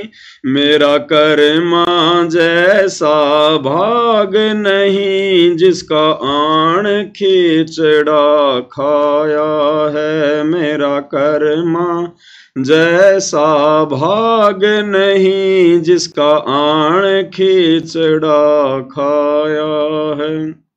भक्ति की भिक्षा दे दीजो, उम्मीद कटोरा लाया है। सत कबीर दवारे थारे पर, एक दास भिखारी आया है। भक्ति की भिक्षा दे दीजो, उम्मीद कटोरा। विदुर विदुराणी जैसा सम्मान नहीं, मैं सम्मान जैसा यजमान नहीं। विदुर विदुराणी जैसा सम्मान नहीं, मैं सम्मान जैसा यजमान नहीं। और सेवों जो कुर्बान नहीं, जिसने शीस तोले खिलाया है। और सेवों जो कुर्बान नहीं, जिसने शीस तोले खिलाया है। भक्ति की भिक्षा दे दीजो, उम्मीद कटोरा लाया है। भक्ति की भिक्षा दे दीजो, उम्मीद कटोरा लाया है। मारकंडे जैसा ऋषि नहीं, सुख देव जो इंद्री कसी नहीं। मैं मारकंडे जैसा ऋषि नहीं, सुख देव जो इंद्री कसी नहीं। ये माया भी मन में बसी नहीं, जब से ज्ञान तेरा समाया है। ये माया भी मन में बसी नहीं, जब से ज्ञान तेरा समाया है। भक्ति की भिक्षा दे दीजो, उम्मीद कटोरा लाया है। सत कबीर दवारे थारे पर, एक दास भिखारी आया है। भक्ति की भिक्षा दे दीजो, उम्मीद कटोरा।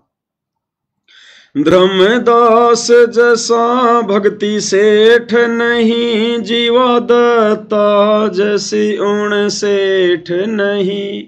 धर्मदास जैसा भक्ति सेठ नहीं, जीवा दत्ता जैसी उण सेठ नहीं। मेरा पीपा जैसा ढेठ नहीं, जिसने दरिया बीच बुलाया है। मेरा पीपा जैसा ढेठ नहीं, जिसने दरिया बीच बुलाया है। भक्ति की भिक्षा दे दीजो, उम्मीद कटोरा लाया है। शत कबीर दवारे थारे पर, एक दास भिखारी आया है। भक्ति की भिक्षा दे दीजो, उम्मीद कटोरा लाया। दिया द्रौपदी जैसा लीर नहीं, कोई बण्या भजन में सीर नहीं। दिया द्रौपदी जैसा लीर नहीं, कोई बण्या भजन में सीर नहीं। मेरे बिलनी जैसी धीर नहीं, जिसने बन के बीच घुमाया है। मेरे बिलनी जैसी धीर नहीं, जिसने बन के बीच घुमाया है। भक्ति की भिक्षा दे दीजो, उम्मीद कटोरा। शत कबीर दवारे थारे पर एक दास भिखारी आया है भक्ति की भिक्षा दे दीजो उम्मीद कटोरा लाया है।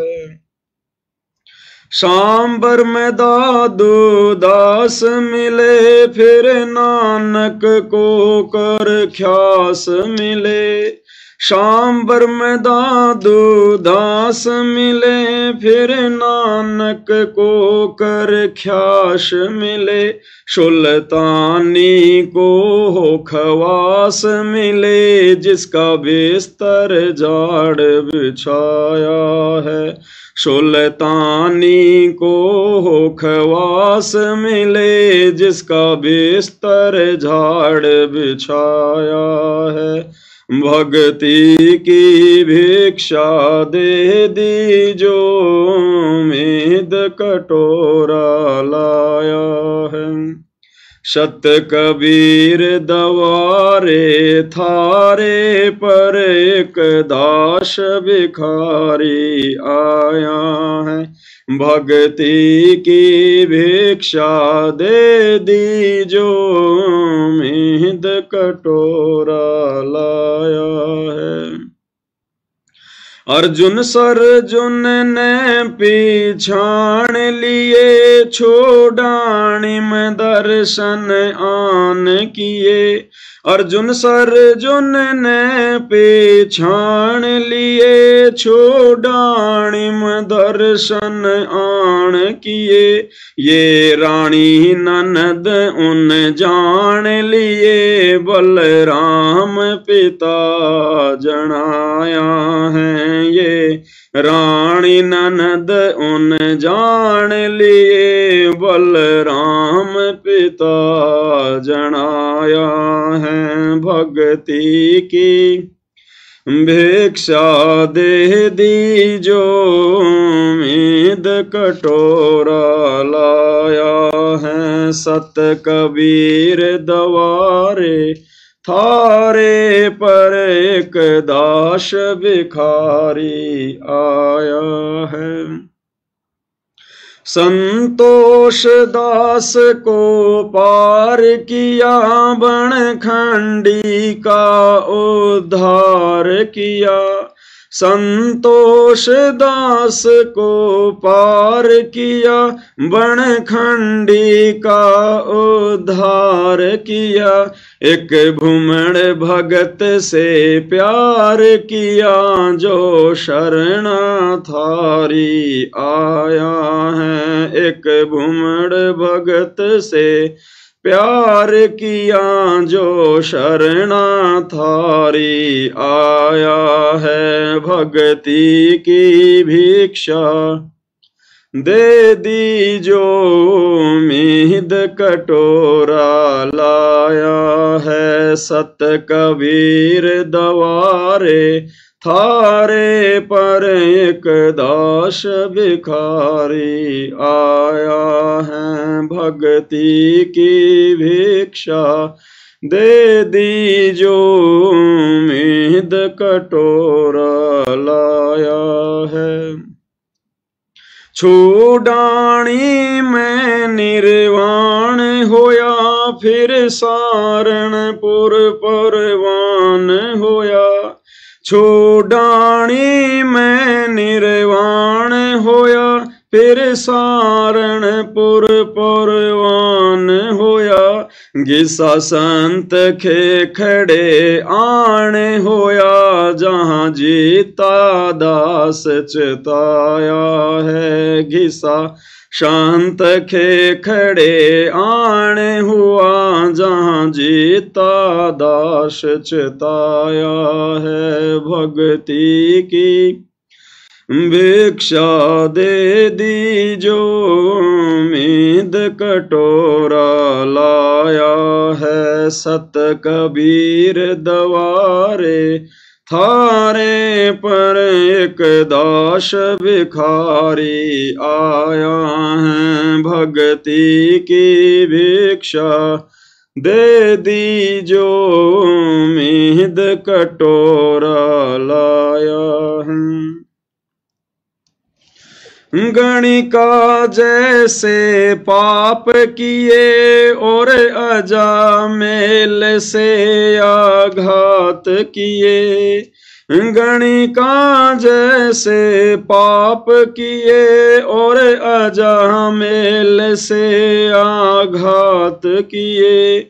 साथ किस विद ये नाथ लिए समदृष्टि फर्ज निभाया है। साथ किस विद ये नाथ लिए समदर्शी फर्ज निभाया है। भक्ति की भिक्षा दे दीजो उम्मीद कटोरा लाया है। सत कबीर दवारे थारे पर एक दास भिखारी आया है। भक्ति की भिक्षा दे दीजो उम्मीद कटोरा लाया है। मात पिता और बंधु आए माया जोड़न खूब सिखाए। मात पिता और बंधु आए माया जोड़न खूब सिखाए। भक्ति कहना लारे लाए उल्टा ही पाठ पढ़ाया है। मुझे भक्ति कहना लारे लाए उल्टा ही पाठ पढ़ाया है। सत कबीर दवारे थारे पे एक दास भिखारी आया है। भक्ति की भिक्षा दे दीजो उम्मीद कटोरा लाया है। जवानिक होती जात नहीं कोई मिला भजन का साथ नहीं। जवानिक होती जात नहीं कोई मिला भजन का साथ नहीं। मेरी सुनीति सी मात नहीं जिसने बेटा भगत बनाया है। मेरी सुनीति सी मात नहीं जिसने बेटा भगत बनाया है। भक्ति की भिक्षा दे दीजो उम्मीद कटोरा लाया है। सत कबीर दवारे थारे पर एक दास भिखारी आया है। भक्ति की भिक्षा दे दीजो उम्मीद कटोरा लाया है। पांचों विकार सताते हैं मन चाहा नाच नचाते हैं। पांचों विकार सताते हैं मन चाहा नाच नचाते हैं। हे सायब ना बच पाते हैं माया ने जाल बिछाया है। हे सायब ना बच पाते हैं माया ने जाल बिछाया है। भक्ति की भिक्षा दे दीजो उम्मीद कटोरा लाया है। सत कबीर दवारे थारे पर एक दास भिखारी आया है। भक्ति की भिक्षा दे दीजो उम्मीद कटोरा गुरु रामपाल जैसा संत नहीं, मैं भगतों जैसा भगत नहीं। गुरु रामपाल जैसा संत नहीं, मैं भगतों जैसा भगत नहीं। मुझे दास को चाहिए जगत नहीं, एक तेरा ही शरणा चाहा है। मुझे दास को चाहिए जगत नहीं, एक तेरा ही शरणा चाहा है। भक्ति की भिक्षा दे दी जो उम्मीद कटोरा लाया है। सत कबीर दवारे थारे पर एक दास भिखारी आया है। भक्ति की भिक्षा दे दी जो उम्मीद कटोरा लाया है। तो भाइयों और बहनों, बहुत बड़ी दया, बहुत बड़ी मेहर सारी सृष्टि के सृजनहार सतगुरु रामपाल जी परमेश्वर जी की। और भाइयों और बहनों, एक बहुत ही अच्छी बात, क्योंकि सात संगतियां परमात्मा ने इसीलिए कलयुग की बिचली पीढ़ी में शुरू करवाई हैं कि साध संगति से भेद जो पाया और सतगुरु रामपाल जी परमेश्वर जी ने सफल बनाया। यानी गुरुदेव भगवान के आशीर्वाद से सात संगतियां सफलता की ओर आगे बढ़ रही हैं। और सात संगति क्यों रखवाई परमात्मा ने? भक्ति मार्ग के गूढ़ रहस्यों की जानकारी के लिए। ना जाने परमात्मा किस भगत भाई बहन में प्रेरणा करके कौन सी बातें बुलवा दें, और ना जाने वो चोट किस भगत के लग जाए, उसका जीवन सफल हो जाए। इसीलिए परमेश्वर सात संगतियां रखवाते हैं। तो आज एक छोटी सी सात संगति थी। हम कुछ एक भगत भाई बहन वहां बैठे हुए थे, और उत्तर प्रदेश के बनारस से हमारी जो सुनीता बहन है वो भी आई हुई थी। तो बहन के मुख से परमात्मा ने एक शब्द निकलवाया कि वह जब हमें पता चल गया कि हमारे गुरुदेव भगवान कोई आम प्राणी नहीं है, आम संत नहीं है, ना कोई ये दुनिया भर के काल के द्वारा भेजे गए साधु संतों की तरह कोई सामान्य संत हैं। अरे गुरु गुरु तो बहुत हैं भाई, गांव गांव में गुरु बैठे, नगर नगर में गुरु बैठे, हर पंथ में गुरु हैं। और हम भी अपने गुरुजी को गुरुजी गुरुजी गुरुजी गुरुजी, तो फिर हम इनको गुरुजी गुरुजी कहेंगे तो गुरु ही मानते रहेंगे। इसलिए अब हमने अपने गुरुदेव भगवान को परमपिता परमेश्वर कहकर पुकारना है, परमात्मा जी कहकर पुकारना है, भगवान कहकर पुकारना है, परमेश्वर कहकर पुकारना है। जैसे हम बातें करते हैं ना कि भाई गुरुजी ने एक सत्संग में ऐसी बात कही है, तो अब हमने क्या बोलना चाहिए कि परमात्मा ने एक सत्संग में ऐसी बात कही है, परमेश्वर ने एक सत्संग में ऐसी बात कही है। अगर हम गुरु गुरु करते रहेंगे, गुरुजी करते रहेंगे, तो गुरुजी वाले भाव रहेंगे हमारे अंदर। इसलिए अब हम सत्सेवक भाई बहनों ने, और ये दास भी आज के बाद कोशिश करेगा भाई और बहनों, उस बहन की बातें बिल्कुल ज्ञान आधार से हैं, सत्य हैं, सभी भगत भाई बहनों ने अमल करनी चाहिए। और अब हम अपने परमपिता परमेश्वर को गुरुजी ना कहकर, क्योंकि गुरुजी की तो वे केवल एक भूमिका करते हैं, क्योंकि गुरु के बिना ज्ञान नहीं हो सकता। तो गुरु की तो केवल वो भूमिका कर रहे हैं। असल में क्या है? असल में परमेश्वर हैं। परमेश्वर, जगत गुरु, परमात्मा, पूर्ण ब्रह्म, परम अक्षर ब्रह्म, सत्य पुरुष, अकाल मूर्त शब्द स्वरूपी राम, ये हैं उस परमेश्वर के रियल नाम। तो हम सभी भगत भाई बहन कोशिश करेंगे आज के बाद, जब भी हम अपने मुख से अपने गुरुदेव भगवान को लेकर कोई बात कहें, कोई शब्द कहें, तो हम उन्हें परमेश्वर का दर्जा दें। हालांकि वे तो पहले से ही दर्जा प्राप्त हैं, लेकिन आप और हमने रिहर्सल करनी पड़ेगी भाई और बहनों, इस परमेश्वर को अपने हृदय में बैठाने के लिए। और एक सत्संग में गुरुदेव भगवान ने हमें कह भी रखा है कि जब भी आप कोई बातें करते हो इस दास के विषय में, यानी गुरुदेव अपने लिए कह रहे हैं कि जब भी आप इस दास के विषय में कोई बातें करते हो, तो आपने ये नहीं सोचना कि मैं गुरुजी के बारे में बोल रहा हूं, गुरुजी के बारे में सोच रहा हूं। नहीं, मैं परमात्मा के बारे में सोच रहा हूं, मैं परमात्मा के बारे में बोल रहा हूं। तो आज के बाद हम कोशिश करेंगे गुरु और गुरुजी शब्द को बहुत ही कम यूज करेंगे। अगर अनजाने में जुबान पे आ गया तो अलग बात है, अन्यथा हम परमेश्वर या परमात्मा इन दोनों शब्दों का ज्यादातर प्रयोग करेंगे, क्योंकि साध संगति से भाई और बहनों हमें सीखने को मिलता है। तो आज के लाइव वीडियो में केवल इतना ही। गुरुदेव भगवान के आशीर्वाद से फिर आगे परमात्मा समय देंगे तो जरूर उनकी सेवा में हाजिर होंगे। तब तक गुरुदेव भगवान हम सभी को आशीर्वाद दें, आज्ञा दें, सद्बुद्धि दें। परमेश्वर हम सबका मार्गदर्शन करें। बंदी छोड़ सतगुरु रामपाल जी परमेश्वर जी की जय हो।